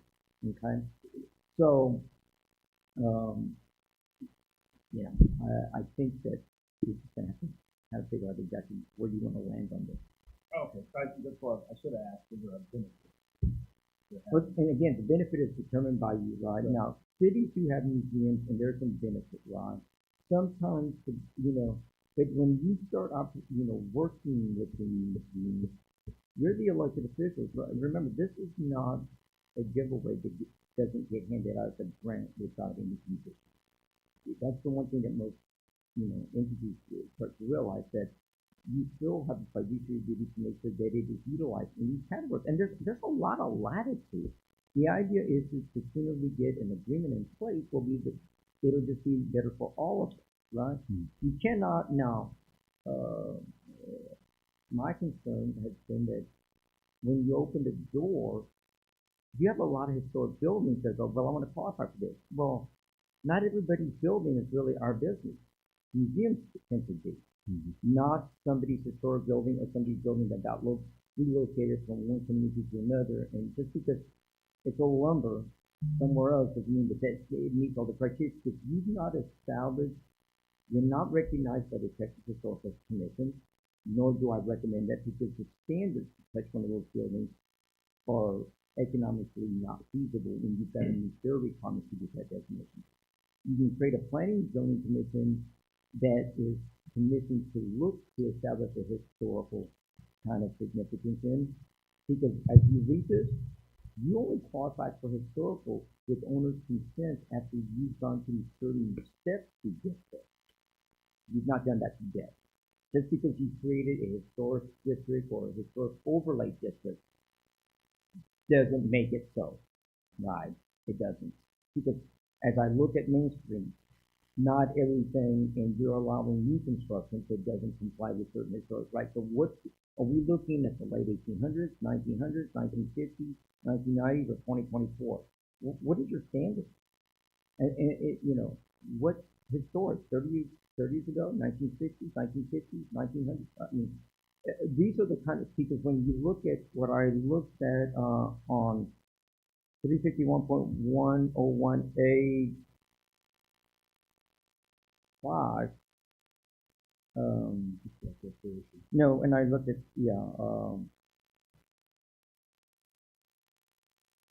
Yeah, when it talks about, the, yeah, it's number 5. Historic restoration and preservation projects or activities are advertising and conducting solicitations and promotional programs to encourage tourists and convention delegates to visit preserved historic sites or museums. Okay, to visit preserved historic sites or museums. Who designated it? And when I go look at definitions in the state statute, it's in 5 different places. That's why I can tell you what the THC says. The closest one you have in the Mayor and I discussed it, Chapter 211, the zoning, if you created if you commissioned the Planning and Zoning Commission to do something for you, or you created a city historic commission to help set that up, then that would put you, because if you get challenged, you're going to get challenged on a very specific term, and they're going to be looking at that. And the state statute already defines these in various locations. So all state laws are applicable. There's no reference to THC, Texas Historical Commission. But once you go look at it, look at that, how it operates, then you're going to realize, oh, there are categories that we fall in. So therefore, we can defend your determination and how you came to that. But again, if you utilize 3, 4, 5 different conditions, I think that we could move forward. It's just you would need to make that determination, and then sort of an agreement with by board members. Alderman McDonald. Yes, Mr. Del Rosa. On the application on page 204, in the middle of the conversation or the description, it starts with while originally set up to honor the Scottish ancestry, which I'm very thankful for personally. It soon became the primary event to raise funds to support CTAM as it continues today to support SMCP. This is the highlighted sentence that I'd like to ask your opinion on. With increasing costs to host the event, it is more difficult to see enough income to fully support SMCP. Now, when I read 351-101 on this, is that in conflict, that sentence potentially in conflict with layman's terms, the grant money for the support of the event, not the organization for administrative, household, payroll? Am I missing something so far? Am I tracking where I'm going? Are you tracking where I'm going with this? Okay. It is not for me to comment on what somebody puts down. Sure. Right. It is for you to determine whether it gives you enough information. Does it meet the question as it's called? And when I go through these applications, and before they ever get to you, your prior management allow that decision to be made by the former tourism director, tourism marketing director. It was in the application before. That is not normal. It is not done at that level. Okay? So I think that when it was done at those levels, it was misappropriation. Not intently, but certainly didn't know the statute. I've been asked, do I make that decision? I was asked at some women publicly in town. No, I don't make that decision. I certainly make a recommendation. My recommendation, my advocacy is to make sure that you understand the statute and what latitude you've got. When I read this, and it's a very lengthy synopsis, it's not, I just kind of look at, I see, look, a lot of these have a lot of, emotion and facts in it. Mm-hmm. I try to get, as a matter of fact, you see my email, and very much to the point. So, what it does, it gives you historical, but it didn't really respond to that answer. But again, we don't educate our applicants how to do this, and in fairness to them, this is new to them, that they're being held to these standards. So that is not, in certain aspects, that's not that fair to them. Which is why I wrote it in such a manner, because I have a fondness. I believe that cities should be supporting museums. I also believe that they should be doing through agreements or with certain conditions in place. So again, that's why I put it in such a manner to allow you that latitude, and you get to decide. Again, I may or may not always like what I see, Alderman. I just go along with it. I skip over something that I don't think I really need to know, and then I move on to what are the valid points that I can make. And I hope I didn't say anybody because it's what I was trying to get to. Okay. In addition to that, on the museum advertising expenses, just for clarity, I see 260, 440, 500. I'm presuming that's $1,200. I see an 850 at the bottom of the page, handwritten. Have we qualified and quantified that so far, sir? On museum advertising expenses as of May 30th of 24. No, sir. Look, we don't, when we get it, we look at it to see whether it kind of fits the criteria. Yes. We don't make adjustments, we don't make comments, at least I discourage it. Yes. I take it for what it is. Right. If there's any questions we pose in here, sometimes it is. I mean, if it was so, so far out of the box, we would be not supporting it, right? Okay. This met certain elements that the IA considers your consideration. Okay. And I presume basically the $1,500 for the partnership with the Salado Independent School District as well as across the street. That's part of it. That's right. So what I'm looking at a minimum, looking at $2,700 worth of true need language I'll use based on what has been spent so far, what's going to be spent for this organization right now. Yeah, and we ran our own return on investments. We kind of had an idea. So again, the application is just that. Yeah. It's your post report, that's the telltale, the key story of what you had, and did it reach that performance metric. Alrighty. I don't have any further questions for you at this time. Thank you, Mr. Dela Rosa. Thank you, Mayor. Mayor Pro Tem Bell. Manny, if this were approved tonight, is there any chance we get a witness, Ms. Whitson, hauling away in handcuffs or anything? No, sir. No, I think that... More importantly, is there any chance I'm hauled away in handcuffs if I approve this? Yes, sir, but it won't be for this. Oh, okay. Right answer for the record. No, is there a method that between, if this were tabled, that you could come back in 2 weeks with something more concise after visiting with this group with an agreement that met the needs and outlined everything we need, so this wasn't a 30-minute deliberation over trying to get something approved? No, look, my next 2 weeks are tight. So I can assure you that there's no way I can get it done. Longer, yes, but I don't think it's necessary. I think that based on what I've given you, you can make a determination that fits in that box and then come up with the dollar amount, right? Here's the thing. On an application, you're holding the applicant to a standard that they may or may not make. If you make a determination, all you're asking for is a follow-up, but you don't hold it against them. Your determination is kind of final, and you just kind of want a reconciliation at the end, which is the best way to move forward, and you're not holding anybody subject to something, to a post report. So if it were approved tonight, then the amount of funds that would be laid out to the group would be a match to the expenses they incurred for those areas in which hotel, motel, tax could be used. No, sir, that would only be for what you see as direct revenue. Your indirect is what you need to take into consideration. In other words, there are some other indirect revenue benefits to the village, whether it's tourism, whether it's visitors, whatever that is. So you know that X number of rooms, X number of stays, percentage, right? Those we can count. It's those other revenues that we can't take in, and that's what you got to put a value on. Mm-hmm. And if you make that determination, you said all you want to know is at the end of the event, what did you bring in? How are you spending it? It is not a post report that is hampered by an application in a process. Mayor, point of order for a quick second on this, if I can add something to this before you speak.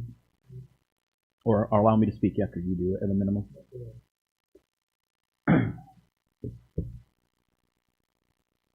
I'm a big fan of the games.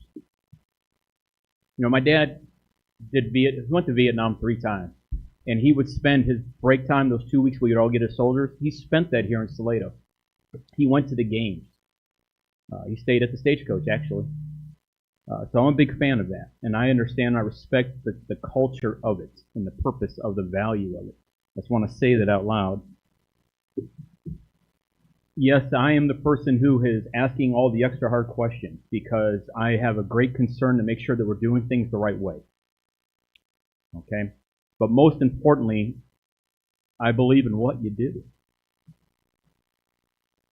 So, taking in consideration, I'd like to make propose an amendment to this request, but with the following agreeable pieces that may come with it. All right? So I do propose to the board that we amend this request, be considered as written, as in other words, for the full amount. All right?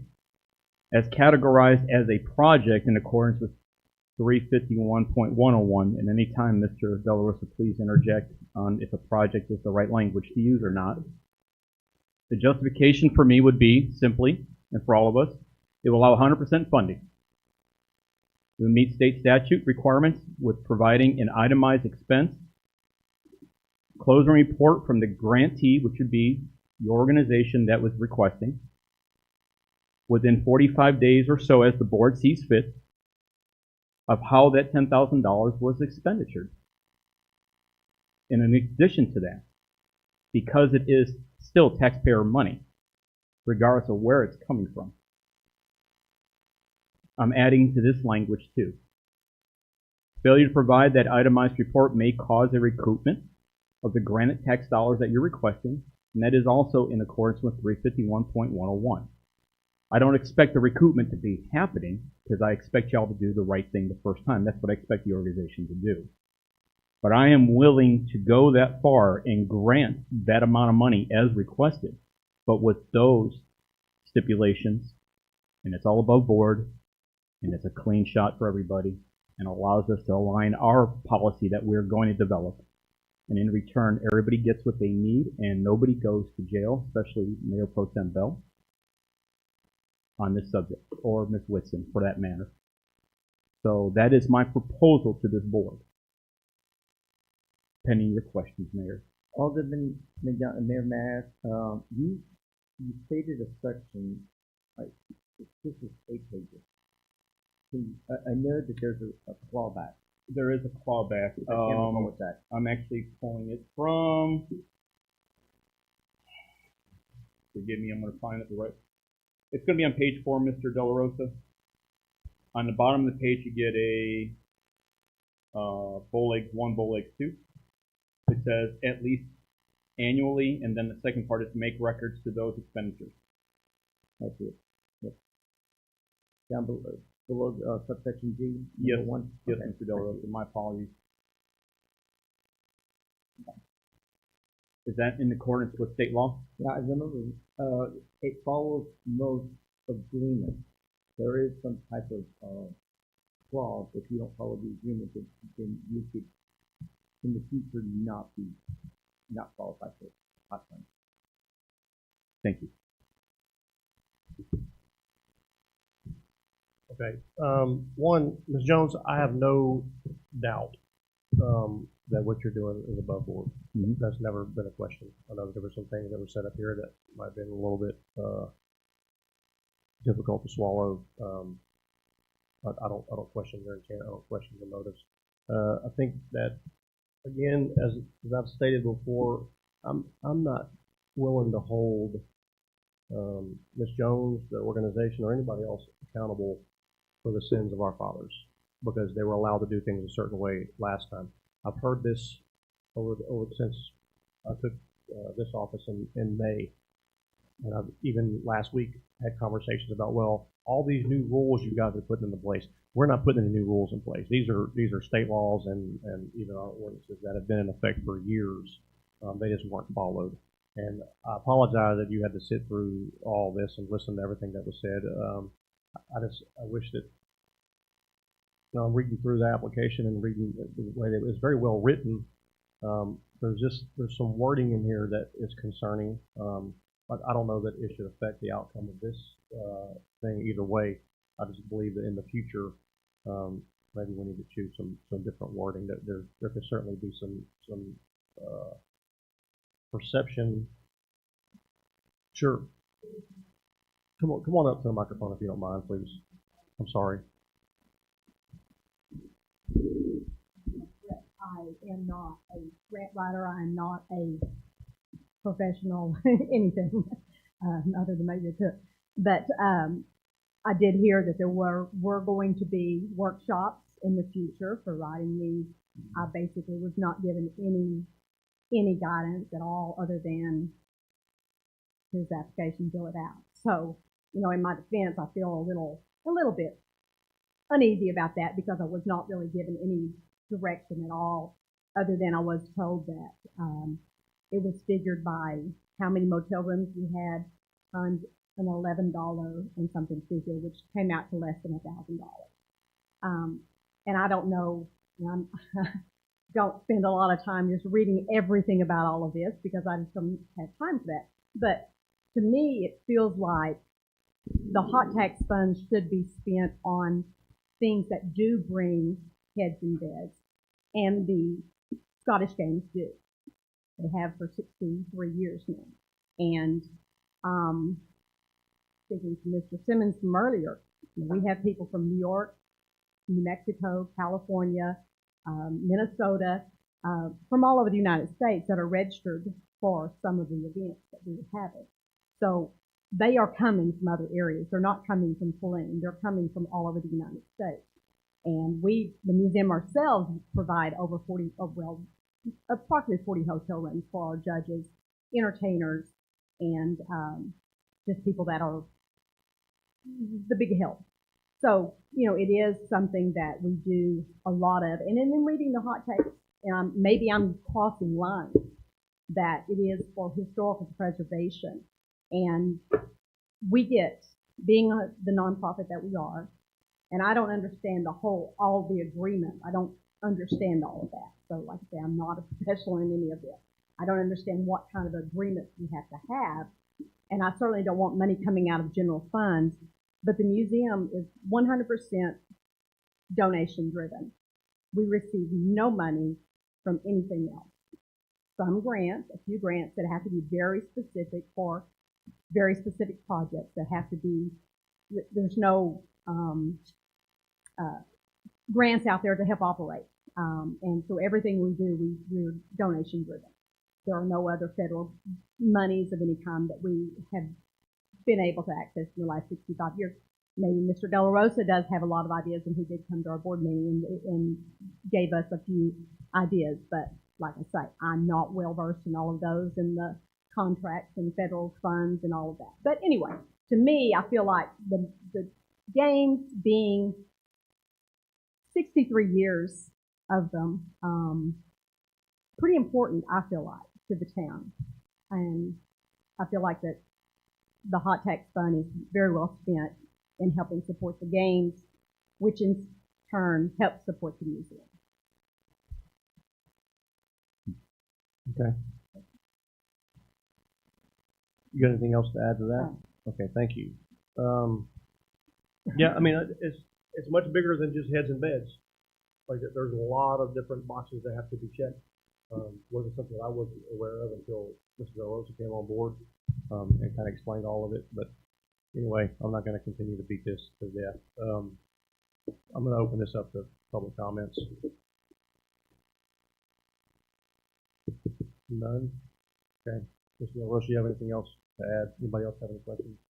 Just one question, and I'm not against, certainly in principle, what you're referring to in terms of your proposal. Just want the clawback piece that was talking about recouping funds to be identified where that is in the code here, because I know in previous years what has taken place is if the roll-up or the post-event report did not justify those funds, then that entity was subject to not receiving funds the next year. And that would be what I would be more inclined to, as opposed to a payback. Now, I mean, the museum's going to give a solid post-action activity report. I'm not concerned about that, but I just want to know where that payback piece is in the 351. It doesn't exist in statute. Okay. But it doesn't prohibit it either. Yeah. Okay. So, 45 days, this is the start of the fiscal year, maybe a little too soon, but the idea was how are you going to spend the funds? Well, it may take you longer to spend the funds, or you may need a proposal how you're going to spend the funds. So this session this week, at least annually, I'm accustomed that unless it's a hot fund, when we had agreement, we got to near the end of the fiscal year, and that would determine whether you would qualify the next fiscal year. All right, so is that suitable? I can live with that on the record. I can live with that. Because y'all know I'm not going to vote on this. I'm the vice president of the museum, have been for about the past 3 years. And, you know, I'm the co-chairman of the games. Yeah. I mean, I can tie everything we do to one of these categories because it either is directly or indirectly involved. And it's an unprecedented event in terms of the volume of people that it brings and the type of economic input, save except for maybe and probably, the weeks involving Christmas stroll. Yes, sir. So this is a slam dunk to me, but again, I'm not going to vote in it. Yeah, let me give you a proposed date for a report, May 1. And the reason being is, Mayor, you might recall that I said that no city allocate hotel funds for the next fiscal year between May 1 and August 1. The reason being is, you should advertise that we're taking applications. You should set a cap. Just because we have X amount of dollars, it means people get it. You set a cap because we may have future plans. You might recall when I was first hired, some of you were around, says, hey, we need to resolve, parking, other things that are going to help our hotel industry. So, but if you take applications between May 1 and August 1, we will be able to plan for the following fiscal year during our budget preparation. May 1 comes in, you get a report, that'll tell us that there is to submit a new application. Most cities don't keep an application, take applications year round. They set it during the budget preparation process, set a cap of what they're going to allocate. We did. I mean, we capped out. We had agreements in place, but we capped out for anybody that wanted to apply that didn't have an agreement. It had a cap. We were setting for first timers $10,000 in total. If we had 5 applications and they were all worthy, they would get $2,000 each. If we had 2 and we had 10,000, then they get 5,000. But it would be handled during the budget process by the governing body. So again, if you're going to wait till the end of the period, then make it end of April or May 1. Please get it for me doing it. Yeah, no, this is a great opportunity for us to right-size this across the board moving into the next fiscal year. That is correct. Yeah. Anybody else? Nope. Okay. If there are no public comments, then I will open the floor for a motion. All right, I make the motion, Mayor, that we approve the grant at $10,000 as written with the stipulation that a report of expenditures is due by May 1 of the next year, of the fiscal year coming. Motion made for approval by Alderman McDonald with the stipulation that we get the report by May 1 of 2025. Second. Second by Alderman Hurst. Any further discussion? Question called by Alderman Hurst. All in favor of approval as presented by Alderman McDonald say yes. Yes. Yes. Any opposed? Any abstentions? 1 abstain. That passes, Ms. Dean. 3 yes with 1 abstention. Thank you, Ms. Jones. Next item D, discuss and possible action on a proposed IH-35 West Side Overlay District, a proposed zoning district with the West Side prefix designation. Okay, this is my item. Actually, Mayor, it's your item. So, but let me, if you may, let me kind of preface it for you. Since I put the document together, we've had discussions at the Planning and Zoning Commission since I first came on board. I did find an email. There is a draft ordinance that was presented. that an ordinance was presented to the Planning and Zoning Commission. The point is, we could never agree, or the P&Z could never agree on the map. There's never been a map generated. Okay, so here's my quandary. So what I did is the first 2 pages is out of your zoning ordinance, section 3-18, which is the west side, the acronym WS4 west side, I-835 west side overlay district. It gives you the parameters that if you're going to create this district, that you should be looking for. Okay? And it means that the ordinance means that, but what it doesn't do is it doesn't have a map. Okay? And it talks about design criteria, especially the designation criteria. You get down to about 3 green space, 4 sidewalk, 5 signage height. So following those 2 pages, I provided you the ordinance. No, correction. I provided you part 3, the future land use plan, very specifically when it comes to which is part 3, like chapter 3. If you look at the second page, which is got figure 3-1, you're gonna see that the west side has got local retail. It's got these 3 areas, which is public. The schools are there. I don't see anything for the housing, but the housing got taken up in there, right? Eagle Heights. So we didn't follow comprehensive plan. You're not required to follow it. It's a guide. But you've already kind of have a west side, okay? Well, Mustang Springs is west side, and you've heard all the nice commercial development. So is that going to be included into the west side of I-35, or are you going to define it more? So the point is, it's been a little confusing. Do we go up to Williams Road? Do we take West Village Road up to where it curves and comes in up by the liquor store north, or do we take it past Johnny's? Or what's your west side? This kind of already tells you what the proposed land use is, and you can build upon your land use. The other thing that I saw in the ordinance, and this is the one that's related by, take some parking. Well, you've got a parking ordinance, and I believe you subdivision ordinance. It'd be nice if we follow it. Right? So the point is, you're going to have 2 different sets of parking standards, different landscaping. So what happens to commercial? What's going to happen to the south? Maybe from 268 out in Mustang Springs. Are you seeing what I'm? You're saying let's follow by one standard. One standard makes it much easier. Yeah. You don't have the staff to be kind of looking at every. If it is, we spend a lot of time, and between Mr. Smith and I, we go on Google Earth, we look at where they're at, One standard that already exists, no less. Yeah. So you've got what I would consider a fairly good comprehensive plan. Certainly needs to be updated. It's 5, 6 years old.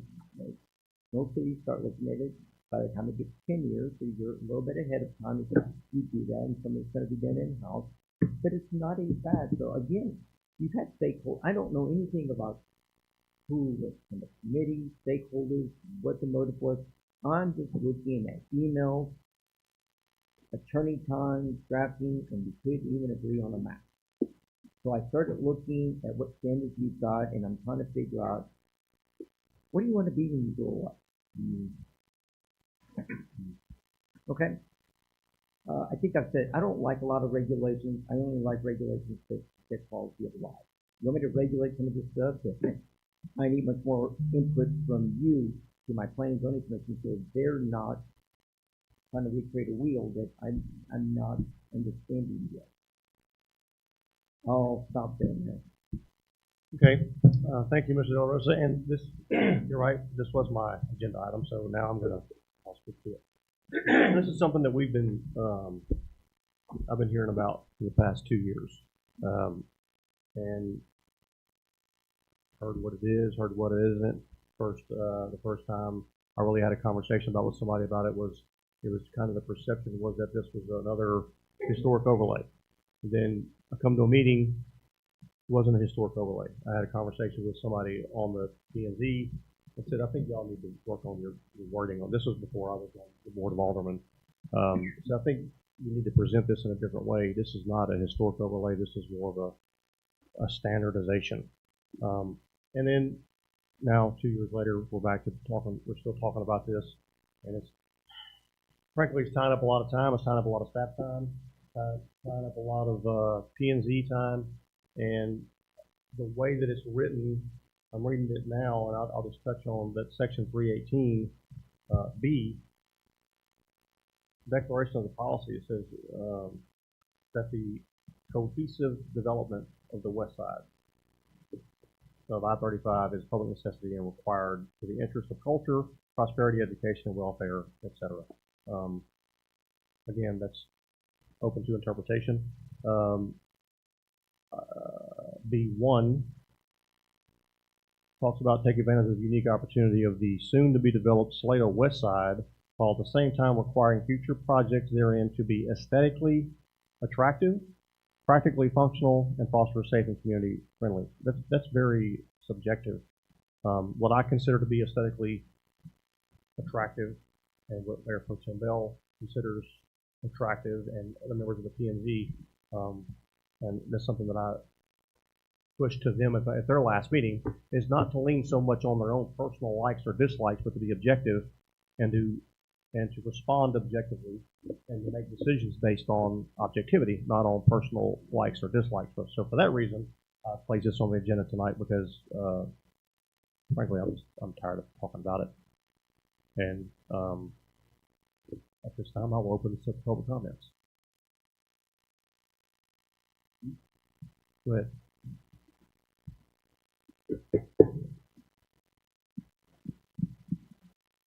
I don't think Carlson is 217 Florida, 220 Florida.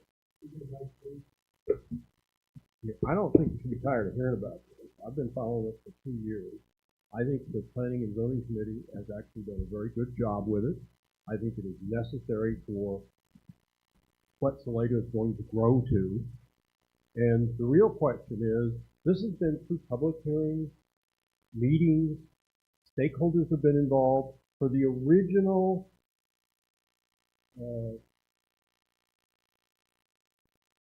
what they were told to do originally, which was property adjacent to West Village Street.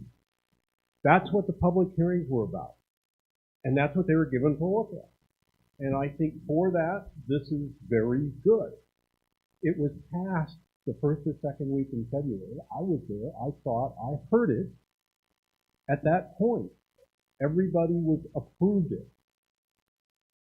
And later, because I think of changes in people on the Planning and Zoning Commission and a new village administrator, somehow it got lost that this was for specifically West Village Road.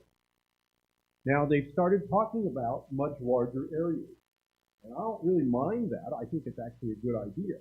But the problem is, if we go do that, it's going to take you another significant period of time to get a larger area through various processes and hearings and stakeholder hearings to figure out what that is. I think this needs to be done. I think the committee, in discussing a larger area, is doing the right thing. But I think if we don't limit this to what the original agenda that is, and I haven't seen exactly what you've been given, even though I think I was at the last Planning and Zoning Committee meeting where they talked about this. I don't know what boundaries you have been given, but it was always West Village Road. And that is what I think you should address. That is what I think needs to be passed. And if you can call it the I-35 corridor, that's fine. But because I think all of that should be brought in, whether it needs to all be at the same standard is another perhaps question. But I think the aesthetics of that area is critical to Salado, and it should be considered. And frankly, it's been ready to be passed since last December, and was passed by Planning and Zoning, and is before you, and I think you should frankly pass it as it is, with the boundaries of property, I guess, connected to West Village Road, which is always my understanding of what the property limitations were. And I think it's been through hearing. I think stakeholders have had the opportunity to attend. If they haven't, I've been at meetings where many of them were there, and it's been talked about. Everyone was happy with the plan that's there. I think it's a good one. You should consider it. And if you want to discuss it more, fine. But I think this needs to get done. The horse is kind of literally out of the barn. And if you let it go further, you're not going to have anything on the west side. And I do think the planning and zoning or whatever process you want to use should be considered to go further. I think that's a good idea. Thank you. To go further where?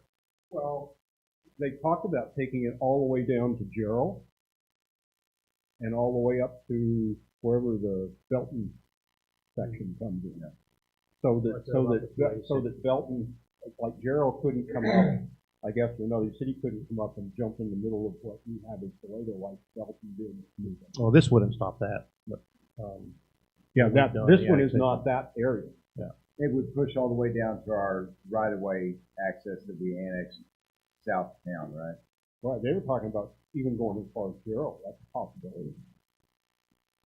I mean, but I think that's a future consideration. I think if you don't get this done now, it's going to go on forever. This has gone on forever. Thank you. Anybody else?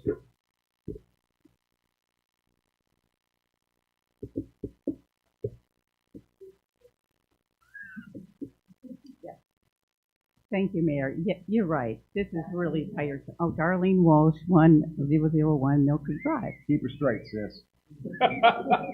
She's been doing it for 70-some years. Okay. I'm used to it. I cleaned her room for 5 cents every time I had to do it. Anyway, here's the thing. Both Linda and I have been going to all these meetings, too.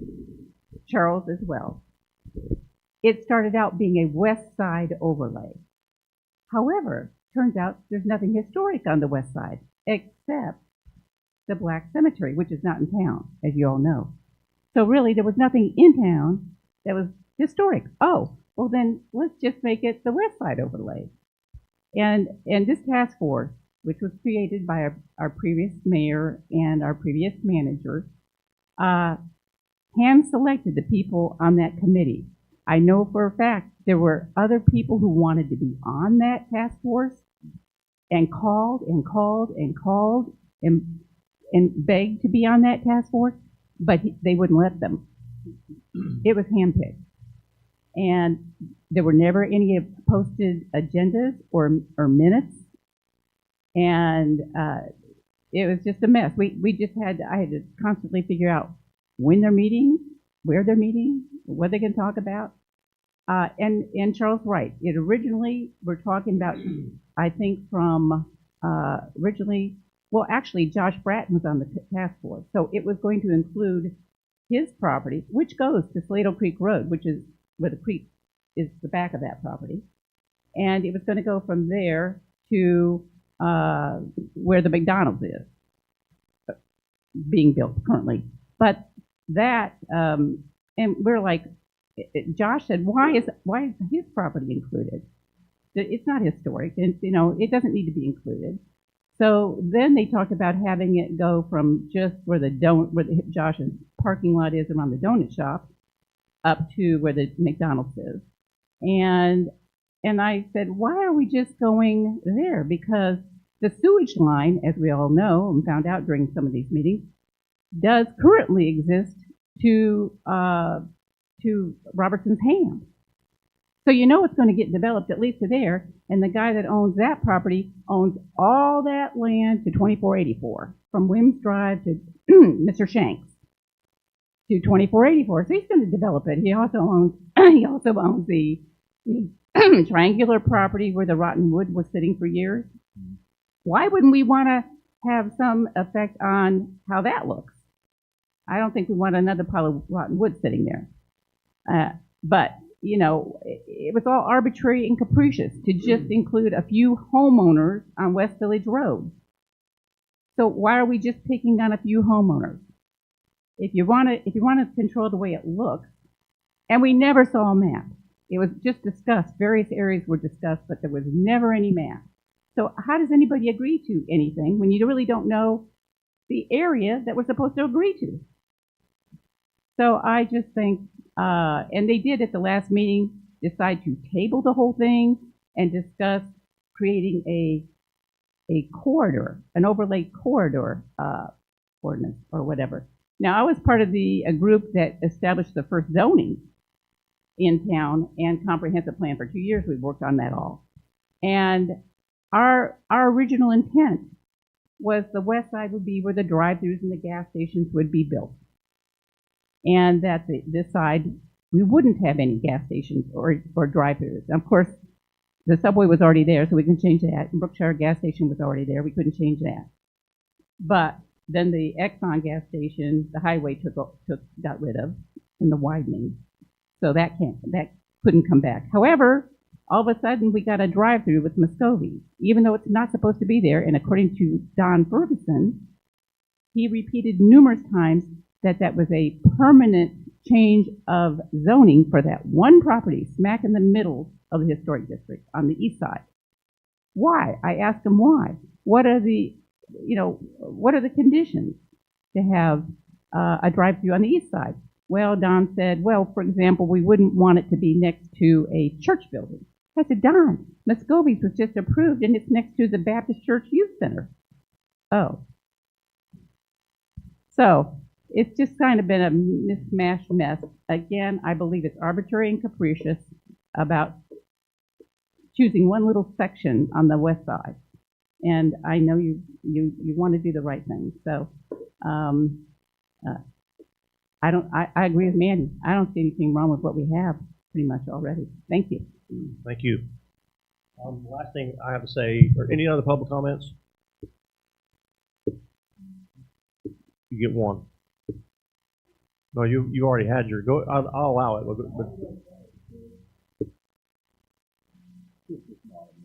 The people on planning and zoning commission, this was not enough. The people on the planning and zoning commission have been there for a year or more. They weren't handpicked. This was not a concerted effort to do something against property owners. Property owners were there at meetings, or certainly could have been there. When I've been there, I think this has been well handled. It has accommodated a lot of different views. And suddenly, because of the change in members of the board, I think in the last 4 or 5 months, they just missed the boat. I think they've taken it long term by trying to include all these other properties all over. And I think that just messes the whole thing up, frankly. I think it needs to go back to what it was always understood. It was West Village Road property.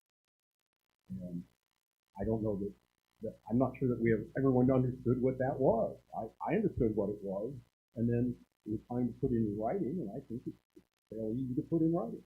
And it was even passed by the board without any issue. So, yes, no map was probably done. It takes a lot of time. I think it could easily have been written out, and I think the board last February knew exactly what they wanted to do. So, that the fact that you've taken it up tonight, maybe without a formal proposal from the planning and zoning committee, which they didn't do last meeting, I'm not sure exactly what you want to consider, but I think the public hearings and everything were always about property bordering West Village Road. And it seems to be well understood up until just recently, when again people don't have the institutional memory because they weren't there. Okay?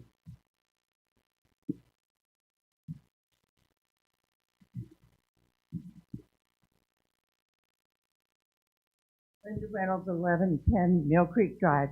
I've been everywhere I've been invited, but I was never invited to the task force. Alderman Graham ran that task force with, I don't know, there were 4 or 5 people on it. Several of them don't even live in town when they began that historical overlay task force. Since then, there have been iterations, but never when you got up to speak, when there were public hearings, was there ever a map to tell you what they were talking about, where they were talking about? Manny can look till the cows come home. He will not find any agendas for any of those meetings. He will not find any minutes for any of those meetings. There was never any announcement for when those meetings existed. I know Alderman Graham thought they were public, but they were not. I sat here in August and September and October when those task forces first started, and never were they public.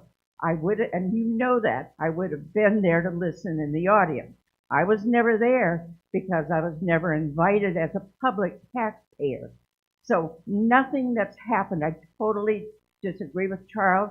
He hasn't been here all the time, but I've been here as much as possible, and nothing was ethical, nothing was open, nothing was fair, and it was capricious, as Darlene says, and should either be wiped clean, keep what we have, or move on and start the whole process over again. Whichever. I'll be happy to come to any meeting where anybody's talking about zoning in this community. Thank you. Thank you. Any other public comments? Okay. To Mr. Simmons' point, I spoke with property owners on the west side, business owners. I was told that everyone was in agreement with this situation. I spoke to property owners over there, business owners, and they in fact were not in agreement. They don't like it. They think that it suppresses. They're the landowner. They can't do what they want to do on their own property. And this is not just West Village Road we're talking about. And I think that there is no clear direction as where this P&Z wants to take this. They're not talking about West Village Road. They're talking about all the way from QT down to potentially past the rest areas down to the county line. So until they can get this under control and figure out what they want to do, that's kind of the direction I want to go. Alderman Graham, do you have any questions? No questions. Alderman Hurst? No question. Alderman McDonald? No questions, Mayor. Mayor Pro Tem Bell? No question. Mr. De La Rosa, you have anything else you want to add? Okay. If there are no more questions, I will open the floor for a motion.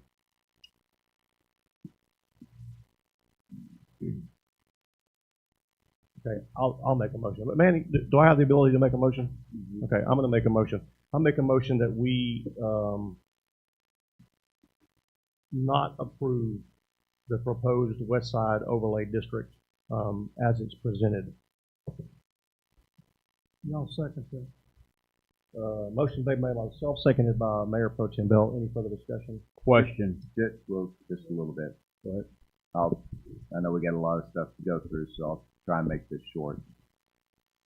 When we were doing the historic district overlay, I was the task force lead on that. And we were sitting, I think, around that table, and Don said, well, what do you want to do with the west side? And it's something that we hadn't even considered in the first place. And then he said, well, you know, do you want a standardized standard? You want both sides of the highway looking the same through your gateway as you go in? And so that was really, you know, kind of talking about that west side to the access road. Really, ideally, probably at some point would be from QT on down to at least extending past and through Johnny's. But when we first started to approach that, we did it very poorly. We didn't bring the stakeholders in that we needed to, and then, you know, understandably so, the community got fired up. I remember that Don had a Q&A with a lot of people in here, and it was just him talking to them. And it was at that point in time that the decision was made to go ahead and establish a task force specific to the west side, separate from what the initiative was with the historic district overlay.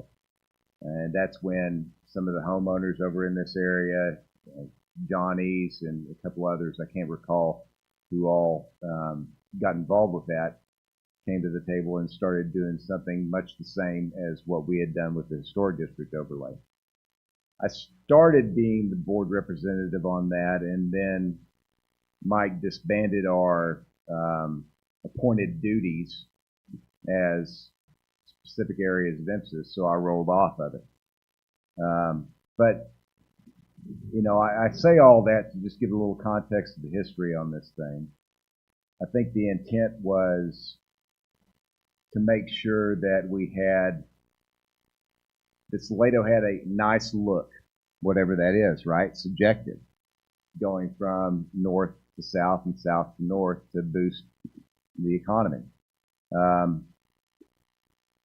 You know, I'm not sure that we need to do anything other than just focus on the existing zoning and give people property rights that they need to do to execute what's over there. It's been problematic from Jump Street. So yeah, that's not like Forrest Gump. That's all I got to say about that. You know, I'll add, as far as the standardization of having it look to both sides, the same on both sides of the interstate. Look on the east side. nothing Nothing along looks that like east the side same. looks the same. Exactly. So that's that. Anyway, Yeah. motion's been made. I and got seconded. to do something too. I didn't agree with the historic overlay. I still don't. I don't agree with this. And if this were to pass, or this were to be accepted the way it is, I'm waiting for the Walker's Drive overlay, or the Chisholm Trail overlay, or anybody's neighborhood overlay to come in and try to tell me what to do with my farm. I got enough regulations telling me what I can and can't do. I don't need any extra. So that's why I'm against it. That's why I've always been against it. I was never going to vote for it, and I've been here 30 minutes listening to this one. And I already knew how I was going to vote, so what? That's a good way to do it. Question's been called by Mayor Pro Tem Bell. All in favor of disapproving the I-35 West Side Overlay District as presented, say yes. Yes. Yes. Any opposed? Any abstentions? Ms. Bean, that passes 4-0.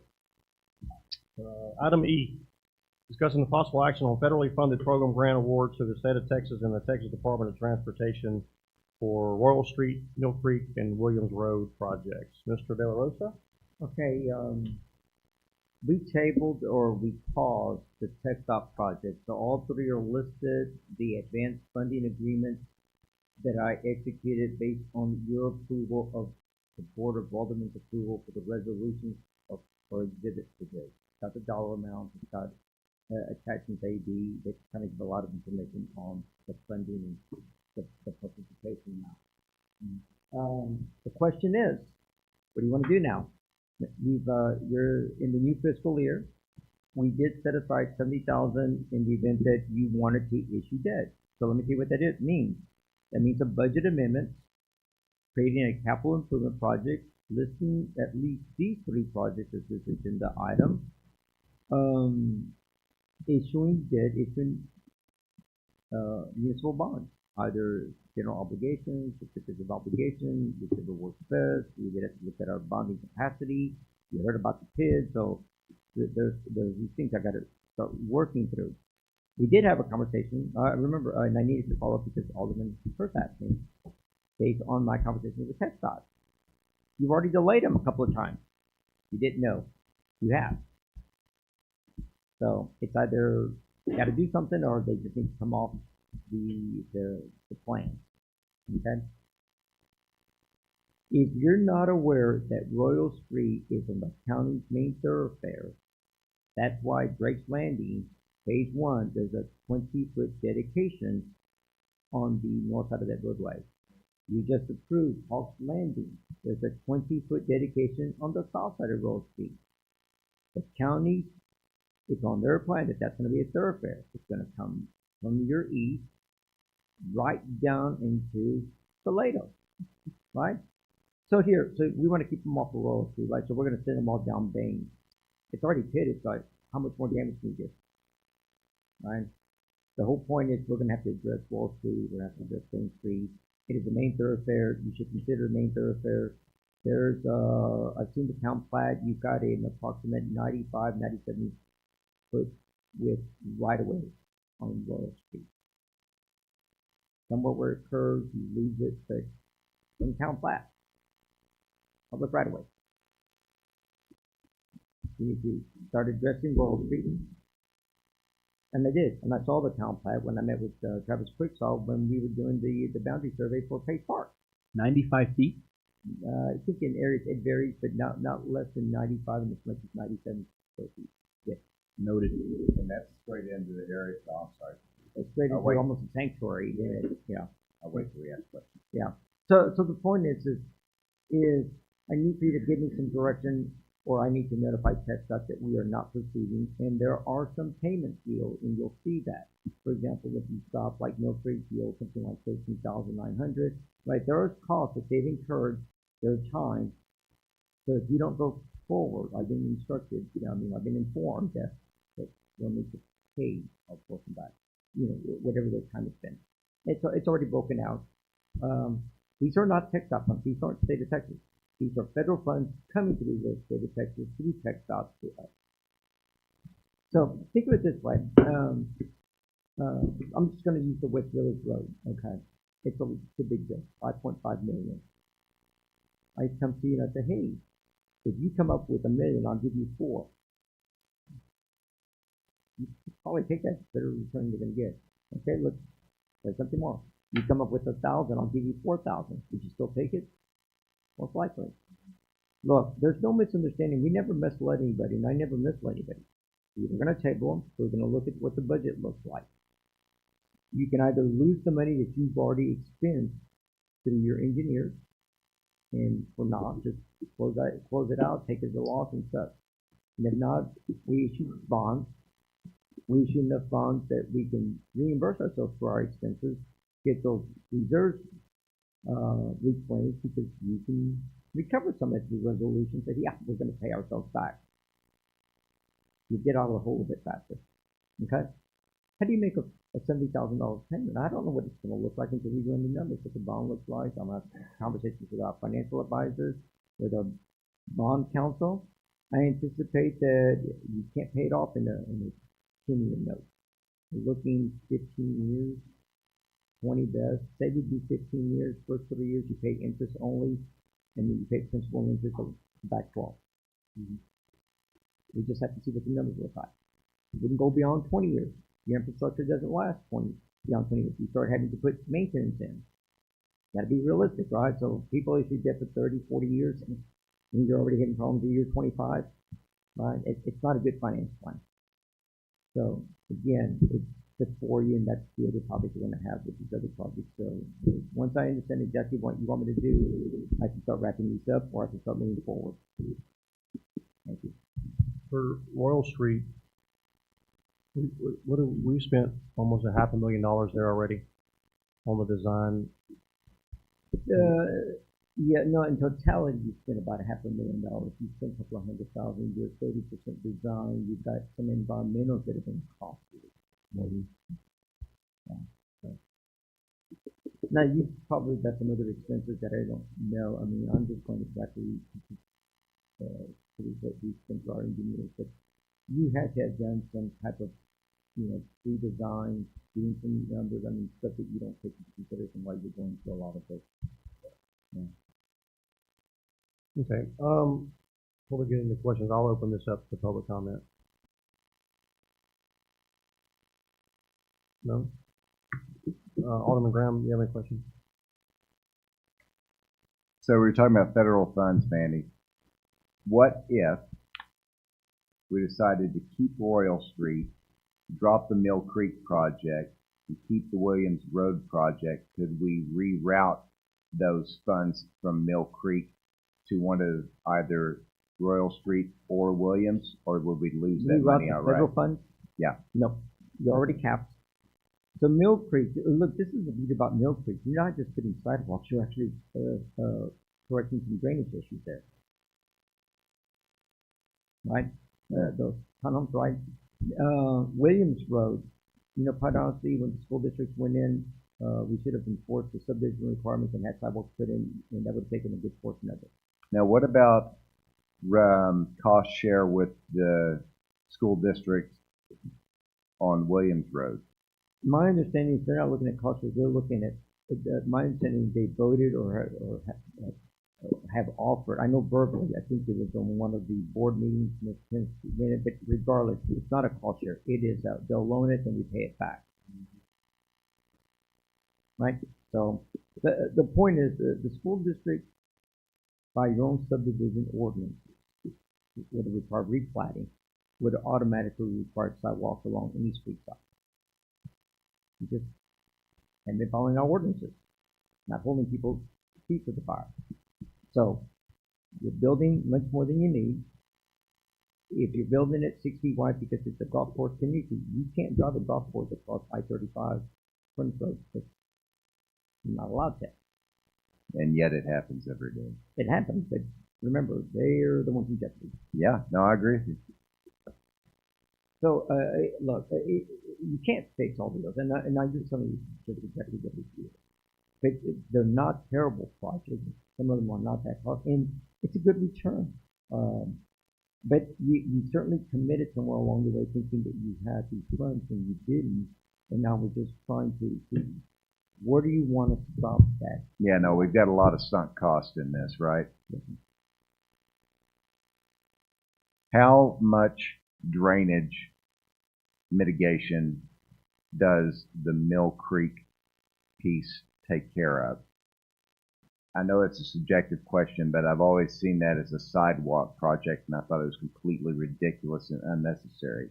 Yeah, you can't put sidewalk without designing drainage. Yeah. Yeah. So the drainage piece, that's going to help alleviate some of that. Yeah, ponding across the roadway. And you see a lot of driveways have to rain events on the water in the driveways, and then in some places almost on the eastern side of the entrance to the brook, the water comes almost all the way across. Okay. And it runs under Milford Drive. You look at it, a lot of it runs under Milford Drive and then goes over into the Brookshire. So you know that this eats away at that base. So there's pieces of this that are value. Yeah. Two birds, one stone type stuff.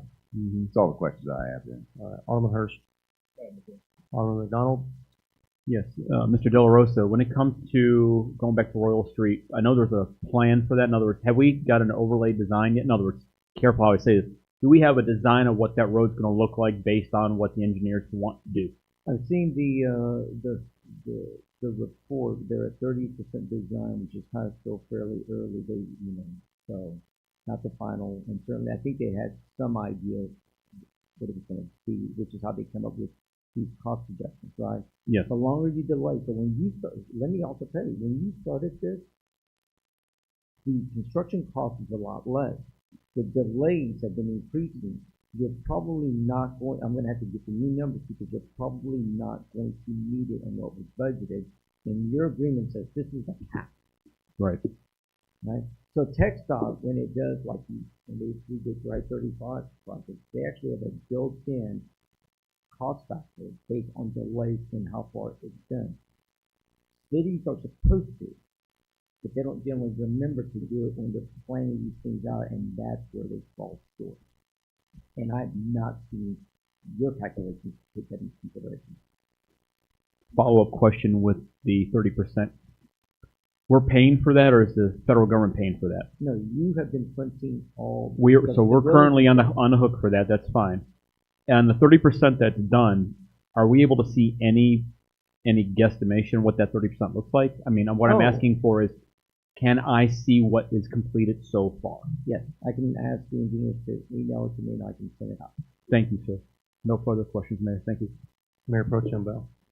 Manny, what are the timelines on these projects? Like, when are they projected to start? Mill Creek is the one that's coming up sooner. I think that's the 2025. The others were as far back as 2026. So that'll give me time to actually have to put a request for qualifications to go out and solicit engineers. Then so you have it designed, but you don't have project managers in there. So I don't know how MRB was selected. I'm not going to look at it, but I do need to select who the project managers are going to be and so forth. And MRB intends to submit on it, which means that I'm putting RFQs together without their assistance, which means that.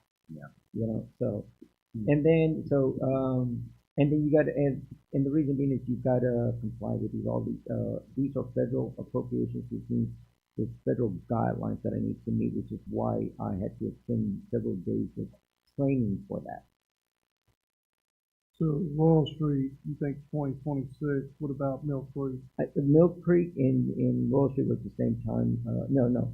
Williams and Mill Creek were the same time. 2026, not very recall. Mill Creek was 2025. So I'm actually losing time. It's a smaller project, it's even faster. I just need to know because I get calls from my project manager out of the Waco TxDOT office fairly often, just a couple of days ago. Where are you? And we got to notify. We work through the K-Tempo, which is how the funding gets from TxDOT through them. So it gets prioritized through that interesting. So, but K Temple doesn't have the authority to extend it without me working with PERSOC. If we delay it, it's a request, and then you'll have to take again, but whether you're on or they take you out of the queue. If you say 2025, you mean this fiscal year or Yes. next 25, 26? No, it'll be the 25, 26. It's not this fiscal year, No. it's the following. So you could budget these in. Yeah. But you gotta budget in issue because you don't have the funds to finish paying for your designs. That's why you gotta, That's where that loan or bond or whatever comes in, right? yeah. Yeah. And there's not like a construction, rate and then a issuance. I mean, you've got it, when you're ready, you could have just issued debt for engineering design and then issued debt later for the construction. If you have plenty of time somewhere along the way. Okay. And then that issue, one set of bonds, and then when I'm ready for construction, but you gotta finish your design, get into construction, you got a short window. Okay, what do you need from us? You just, I need either authorization to proceed, which means that I'm going to start seeking the financial documents that I need to present to you. I need to put a plan, the capital improvement plan to do. We're going to do a budget amendment. It's going to outline exactly these three projects, what the costs are going to be, what we plan to recoup. And again, recouping is all done by ordinance. I got to make sure that I work with in such a manner that I meet all the legal requirements. Just coming in, already, having to, get on the project construction. This will be ordinances for each individual project. You can, the ordinance for all of the projects we've listed in this project under the obligation bonds that are issued. Okay, that bond is approved to an ordinance. Okay, so you can list all your projects at one time. You don't need a separate one for each. No, sir. And how does this affect our current budget? Well, how will it impact our current budget? It's going to be that I have X amount of dollars, 70,000 set aside, and I've got to back the numbers into make sure that is what I'm hitting, and I have to have this conversation. So when we sell municipal bonds, when we go on the market, whether it's a private market, open market, we will determine exactly what we've got, and then that'll tell us what our rate is going to be. So it takes care of that 70 that we set aside, Yeah, but it doesn't but tap that in. means It does not tap into any other line items. It does not, but that means that when you issue this debt, that ordinance says, I'm going to meet my obligations or I'm going to raise taxes according to this. Right? So right now we've adopted the current FY 2025 budget. When you do the 2026, you need to start planning for what that budget's going to look like for your capital improvement project. Which could potentially, I know we've talked about a couple of years of hanging out at this tax rate or, maybe starting to scale back. But if we take this on, does that possibly keep this current tax rate that we have just approved for a greater number of years? No, I think, Mayor indicated you're solid for about 2 to 3 years, which is kind of where I'm at. Here's why. It's not saying things keep moving forward will get better. You were in my office today, Alderman McDonald, when you heard me get the call about one of the projects I told you about, 2268. That's moving forward. You saw Rose Street Mud, not even in our city limits or EPJ. Let me state that. They're issuing that. Development's not slowing down. So based off of what you're seeing, the risk assessment is not such that this keeps us at a high tax rate in perpetuity. Nothing. By doing this. Can I tag on to that a little bit? So I'd have to go back and look, but it seems like in our INS fund there is some money in there in our interest and sinking fund. Okay.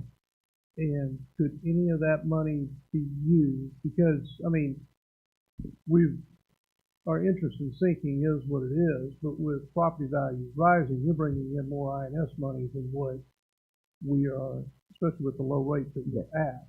So is there a fund balance in INS? Could that be used once these obligations are set up? The answer is yes, if you start with your 20, I just can't recall. And Yeah, I'm in the same boat. I'm trying to sit here and remember what Yeah. that number was, so. And that is one of the reasons that I will work very closely with our financial advisor, because they will look at everything that's available to make sure that we are, using what we have, that we're meeting our bond rate. And here's the great thing: if it affects our bond rate, it's going to affect the PIDs, and it's going to actually cost them more because we're in a better position. Yeah. You see, it's the timing is actually good timing for you. So, And I think too, if you go ahead and clear those notes now, in 2 years, you'll be able to refund them and get that. yeah, usually it depends on the refunding, and sometimes there's generally a 10 year. The earliest I've seen is 5 years. Okay, they don't let you do it for 5 years, so they are getting. So they may do it at 5, 15, like they paying the interest up front. It just depends on which plan gets elected. There's a plan getting elected. Mayor or president? Oh. I'm kidding, Mayor Henry. That escalated really quick. Yeah. No, you're right. Look, November will be it. You're not issuing debt between now and next month, but it needs to move fairly quickly. Yeah. Right. And honestly, we're looking back for minutes. I mean, there's a lot of conversations about impact fees on development, right? Roadways. We did this before I came on board. It's on the minute. So we talked about other things. So I think we're in a better position than you may realize that we've been, and you certainly finished off the last fiscal year a little bit better than I thought we were going to. But you do. But you, when it comes to these projects, if you don't move forward, it's for nothing. Yeah, I got another question. Just a generalized question, Mr. De La Rosa. So, the board decides to move forward with these projects as a whole, right? When it comes to like the Royal Street, Mill Creek, so on and so forth, based on what's written here. Because I'm aware of what's going on way out past Royal Street, beyond our ETJ and so forth, and I kind of overheard how that's going to work out. In other words, basically almost going to be a highway coming down here based on what they're trying to do. Are the property owners, businesses, things of that nature that are on Royal Street proper, whether it be ETJ or within the village limits, have they been notified, or are they required to be notified that we're going to be doing some extensive road work and what could impact them, whether they're private residences or their businesses, flow of traffic, things? Have we done anything like that yet? Not unless you did it before I came. I mean, you've got a pretty wide roadway, much wider road than most communities do. Yes. Your biggest issue is going to be up there when you get at the east side of Royal Street, right at the sanctuary. Yes. Going that 90-degree turn in the Smith Trend. So the county's taking care of it. So you've got, like at 90 degree, you've got vacant land to the east, and you've got the church property on the western side, on that north-south road. So those would be areas that we would certainly have to be looking at acquisition. Yes. Right? If not, you can have a bottleneck. Yep. To contend with. But Royal Street, quite honestly, if you get an 80-foot right away, it's what for they're probably looking 20, 40, 50. I don't know what they're trying to get, whether if it's that pavement area just looks like 20 feet wide, right? Right. So if you're getting 20 feet on the other side, they're going 60 feet. I don't see that there's much right away to do. That's why I'm a little surprised that it's not a little bit wider. The 60 feet is, in my world, that's a local road. So I think the dedication is a lot less than I would have anticipated from it. So I would have gone 80 feet. You would have gone 30 feet on either side, not 20 feet. Right. Okay. So as long as it stays at 60 feet, 60, 70 feet, you'll get it where you're at. You will have that segment by the first, by my sense, if you continue it. And in the future, I will recommend that you have a main thoroughfare plan for our community. What that means is anybody that follows a subdivision plat will have to convey dedicated land for public right of way. We're not asking them to build roads, we will, right? But we don't buy the land. It's conveyed to us. That's what the county's done. Right. Everybody does it. So we just haven't adopted a social plan. And that will help us with these textile projects in other areas. Once we have a completed plan, or we're close to a completed plan on Royal Street, where I'm getting to particularly because I know how congested that whole area is. I live off of that area. Are we going to communicate anything to the citizens who are on that road directly, and how that's going to impact them? Yeah. Can we, a better way, can we do something like that? Yeah. Obviously, no. Once you get the funding, you've got the design. Look, right now, 30%. You're an engineer. You're going to understand it a little bit more. Not everything until you have drawings. Then we're going to have to put a schedule. You're going to have to give them notice. They'll start to plan it. It's going to affect businesses. Remember, I-35 affected people for a number of years, right? We live that again a little bit in that area, right? So we try to provide access to businesses, right? We use those roads all the time. Mm-hmm. So, but this is, but you're going to get, you're going to get more type of things than you're realizing. I do realize. I understand. Thank you. Thank you for answering my questions, actually, Mr. Baylor. Thank you. Okay, there are no more questions, no public comments? Nope. Okay, I will open the floor for a motion. I'll make a motion, we instruct the village administrator to proceed with ordinances, the funding of all three projects moving forward. Second. Motion made by Mayor Pro Tem Bell, seconded by Alderman Graham. Any further discussion? Question. Question called by Alderman McDonald. All in favor of requesting Mr. De La Rosa to move forward with locating funding and ordinances to that manner, say yes.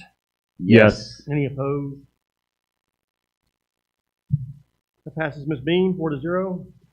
Mr. De La Rosa, you good? Okay, All right. F, discussion and possible action on grant award for fiscal year 2023 congressionally directed spending, community projects funding grants program for water projects, implementation guidance.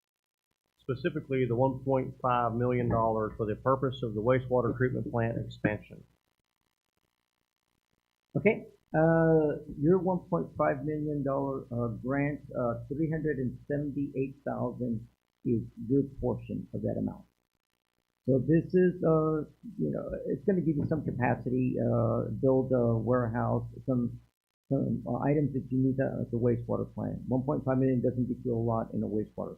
So don't think of it that way, that we're going to add enough capacity and it doesn't quite work that way. But it is, roughly 1.12 million that you're going to get from the federal government if you put in 378,000 to make improvements to the plant.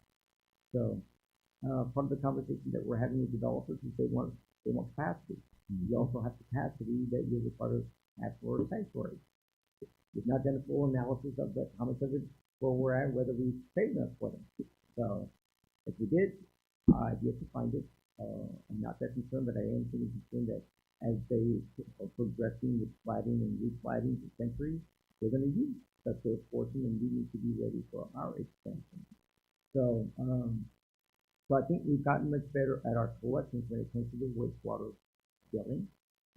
I was informed yesterday that we have 38 accounts out of new subdivisions of people that have gone months or 9 months ago, submitted an application, never submitted their deposits, nor have they been paid a bill yet. So we sent out a lot of letters, 35 or 38 to 25 certified now, almost a year's worth of wastewater, right? So we, Alderman Graham, one of the, we audit what we've got. We're auditing, and new folks coming in, since we have to depend on getting information from the Salado water supply, we realized, and here's how one morning, I'm looking at a roofer going up in Drake Landing to phase 1. I say, hey, do we have a permit? Yeah. I saw a gentleman walking around his yard. Really nice yard, corner house. All of a sudden, I saw that there was a request for wastewater. I said, well, wait a minute. That was a really nice yard. I thought about it overnight. Next morning came in, I pulled up the Bell Cab record, only to realize they purchased the property a year ago. I remember the house because I happened to be sitting in front of the house, so I was taking a photo of the roofing material so I could finish it with picture. Right? I don't drive around every day. I was there very specifically to look at something, and I saw this activity. So I'm just saying that I see these things. So we said, hey, let's reach out to the Salado water supply and see if we can find out. This is what we got. We got builders that are building. They're not selling the houses right away, but they don't want to pay for civil service. So we're going, wait a minute. Does the Salado water supply put a meter? Well, yes. So they put a meter. They pay their, I think it's $4,000 per meter. And then they set them a minimum monthly billing. Our ordinance allows the same thing. We haven't been doing it. So we are sending bills. The ordinances, we read it. We can file liens. We can, well, that or we don't have, we can't disconnect water. So we send bills, we file liens, and we levy the titles until they pay us. Right? Or you can take them to court and go through all of that. And so those are yet to be determined. This is that the Board of Aldermen can utilize all resources and all remedies to be able to collect. Right? So if you're paying a water bill and the water bill doesn't pay sewer, we're going to have concerns. So again, I'm at that stage that you're in the wastewater business, in the water business. Wastewater is water. You're going to have more development. Those developments are certainly going to come in. They want to connect. Where they get their water sources, some are private wells, some are from the Gerald Portland Water Supply Corporation. And I can tell you those conversations are going on, and they're all progressing. So if you're going to sell capacity and you want these homes, and they're in that market, that increase quality of life, right? More money coming in, you need to maintain your wastewater treatment plants to the standards that they maybe you should standard. And again, 1.1 million for roughly a little less than 400,000. Again, a good return. So I would do the same thing, and all of it, I would probably under the same ordinance. You can have general fund, and you can the enterprise fund, which is the wastewater, in the same package. It would just be broken out and how we collect the deal.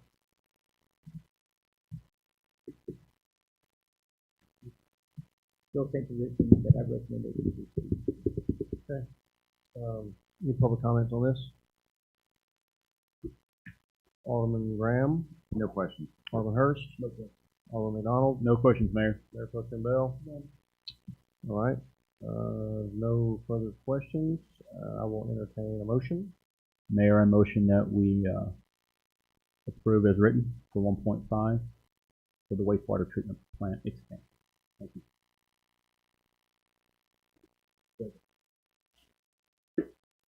Is that what we're approving? Annie, the 1.5 million? That's already been. But it's approved. already been We're awarded to looking you. What you're approving is for me to proceed with. Oh, my apologies. I misread. Yeah. And I'll amend that by recommending that we allow Mr. Del Rosa to move forward with this. Thank you. Motion made by Alderman McDonald, seconded by Alderman Hurst.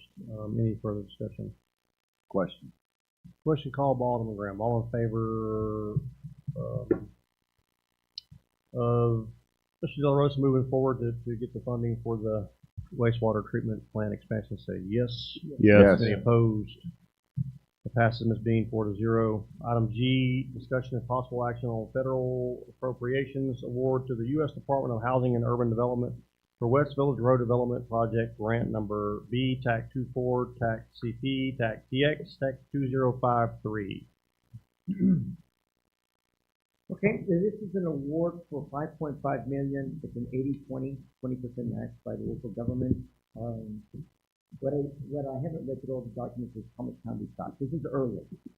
So my position is, if you're going to move forward with this, let me get all the details. Let me see what finance, and this would be an opportunity for us to issue a net debt to handle the engineering and design and potentially environmental. Get that out of the way, and then we'll have time to issue debt at a future date for the construction. If you need to delay it, since this is the first award, you might be able to do that because it's very early on. But again, this is a federal appropriation. I'm going to refer to earmark.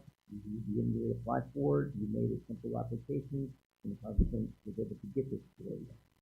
So, West Village Road, you already had Eagle Heights residential subdivision already out, dedicated a 20-foot right of way on the, would be on the western side of West Village Road, which is kind of where the alignment would be that 20 feet, taken from that side. There's one track in there, and then the school district understands is willing to participate in that dedication if you get down. Other things. I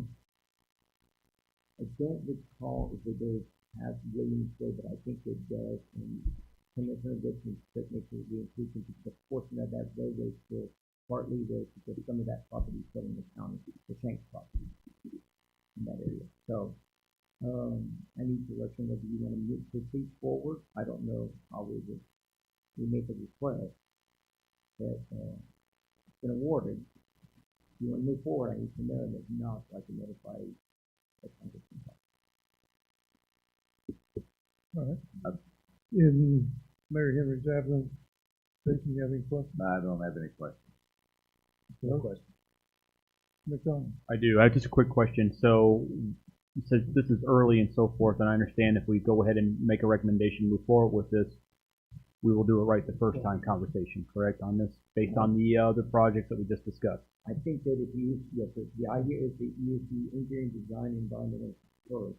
Right. To get that out of the way. Yes, sir. Then issue the other debt until you're ready for construction. Alrighty, and just as a quick synopsis, because we're early, is there a drop dead date on this for us at this current point? I didn't, I think to the same grant award. Yeah. There's always, right, it doesn't give you all the specifics. And before I spend hours reading through all of the federal requirements, I want to make sure that you have interest, or I just stop and move on. Thank you for answering my questions, Mr. De La Rosa. When is the first time we see money exit on this project?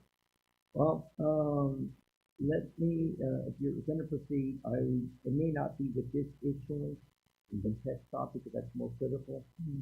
It'll give me some time to figure out exactly when we can start issue, and so we have it much more time. So basically, you're asking for basically a motion of intent. Yes, that would be a good way. That way, I know that I'm actually working on something that you have interest in. Okay, any public comments?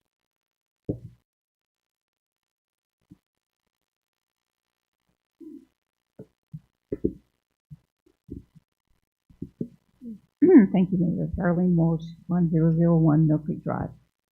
Just a question. I have spoken with Mr. Whitson, Commissioner Whitson before. He said there are several properties over on the west side of West Village Road that are, not in the village, and that has he purchased the right of way, or has the county purchased the right of way through those properties yet, or did he give us any idea on how long that would take to negotiate that with those? Yeah. I had a conversation with Solomon Thomas, with MIB, the engineer, and he indicated that their analysis indicated, or the report that was generated, that there would be some acquisition of right of way. So in other words, some of this, before we get too far ahead, we're going to have to see which properties are still we need to acquire, right? If we can purchase it at market, if we go through a condemnation, right, there's a whole process for that. And there's a timely. That's why I'm saying that's why I'm asking. asking. Yeah. We went through that with the state when they took almost 4 acres from us. So I know it's a very time consuming process. It can be. Yeah. Unless, you can come to some agreement. So that's just something to consider, because every taking takes a little while. I mean, people are compensated. Yeah. Maybe fairly or not, but it does go through a market, and then any impact, negative impact that it creates. I mean, so all of this is negotiated, but there are strong rules for it. Yeah, But it doesn't stop Right. government, whether cities or states, from moving forward. yeah, if it turns into eminent domain, it can be quite time consuming. Yes. Okay. Something to remember and consider. Thank you. Thank you. Anyone else? If there are no further questions, we open the floor for a motion. I'll make a motion that we instruct the village administrator to move forward with the purpose of intent for grant number B 24CPX 2053. And I will second it. Motion made by Mayor Pro Tem Bell, seconded by Alderman Graham. Any further discussion? Question. Question called by Alderman McDonald. All in favor as presented, say yes. Yes. Any opposed? Being that passes 4-0. Item H, discussion of possible action on rescinding/repealing the resolution approved on April 6, 2023 on the prohibition of firearms into the room or rooms of any meeting subject to Chapter 551 Texas Government Code. I'll kick this one off. This is my agenda item. There was a resolution that was passed last year. It wasn't even an ordinance. And the wording of that resolution and on the signage that we had out in front of the building doesn't even meet the state statutes. Is that correct, Mr. Del Rosa? Correct, yes, sir. So for that reason, I'll put it on here to have that, to rescind that resolution, and instead we follow state laws that are already in place. Is there anything else to add to that, Mr. Del Rosa? No, so yeah, the 30.06 and the 30.07 pertain to private businesses and private property, where there's concealed or permit carry, which we are not. State legislature, when you adopted the resolution was in April of 2023, state law changed that legislative year 2023 and took effect on September 1 of 2023. So 46.03 is what's applicable. In essence, any board meeting, right? So you have Board of Aldermen, Planning and Zoning Commission, very statutorily, and municipal court hearings and sessions are the 3 times that you may not carry a weapon if you follow state law.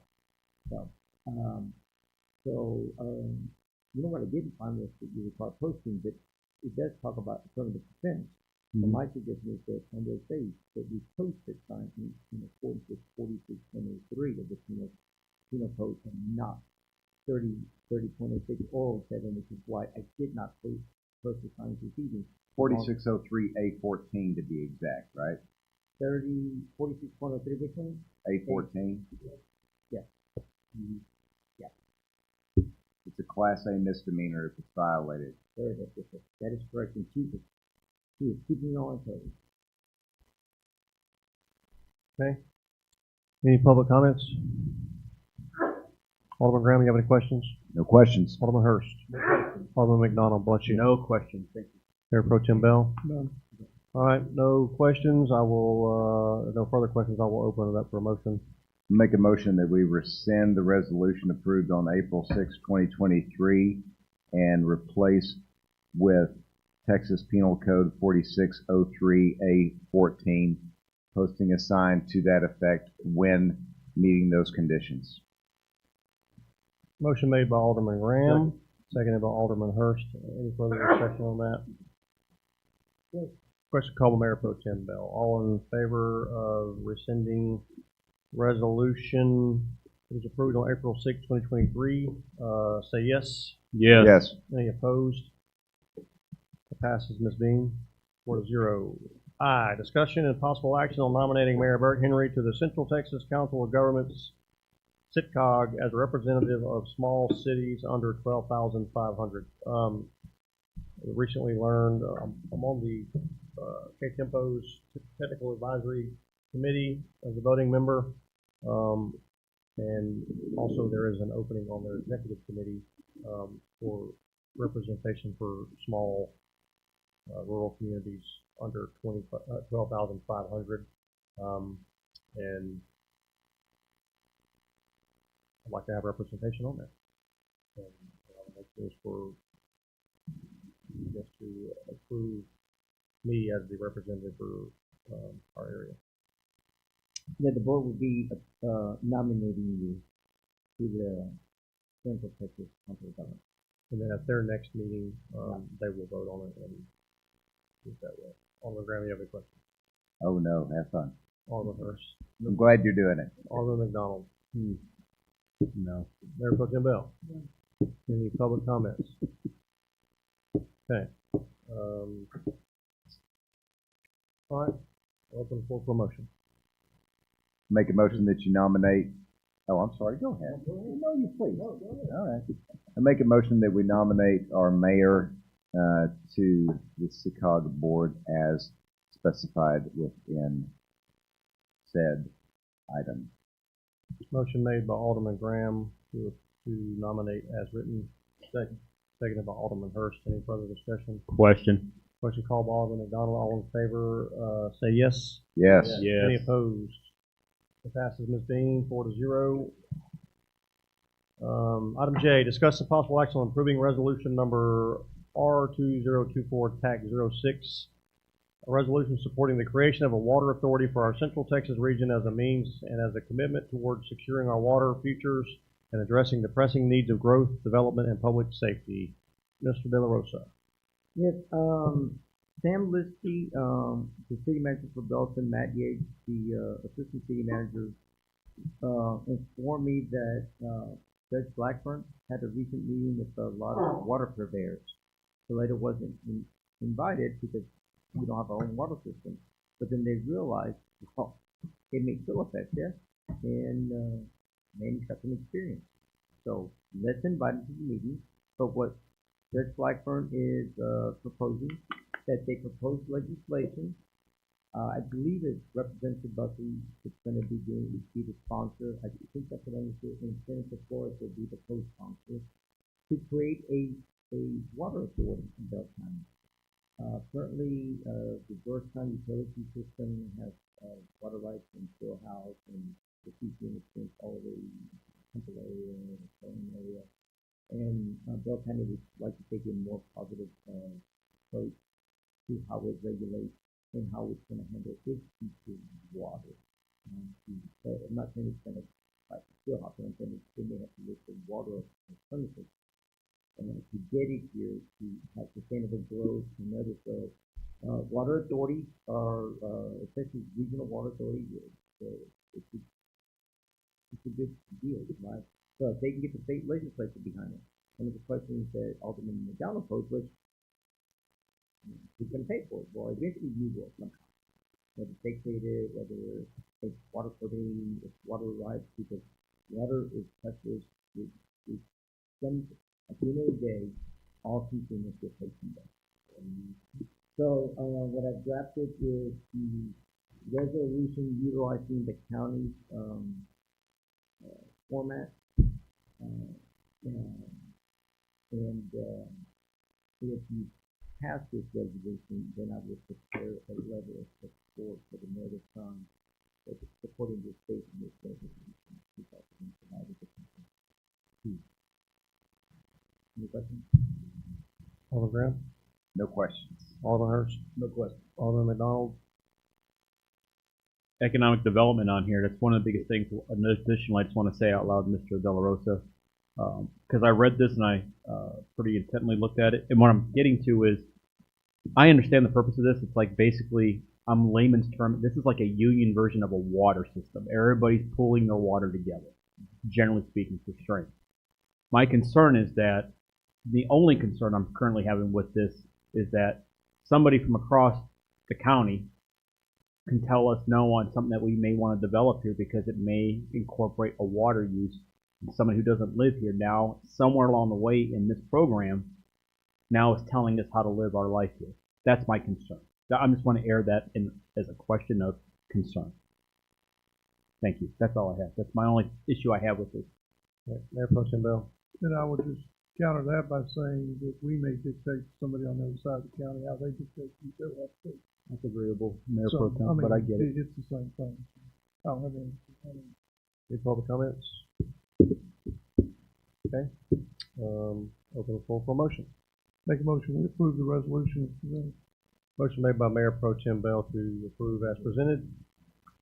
Second. Second by Alderman Graham. Any further discussion? Question called by Alderman Hurst. All in favor of approving as presented, say yes. Yes. Any Yes. opposed? That passes, Ms. Bean, 4-0. Next item on the agenda is adjournment. Can I get a motion? Motion to adjourn. We are adjourned, 9:34. Thank you.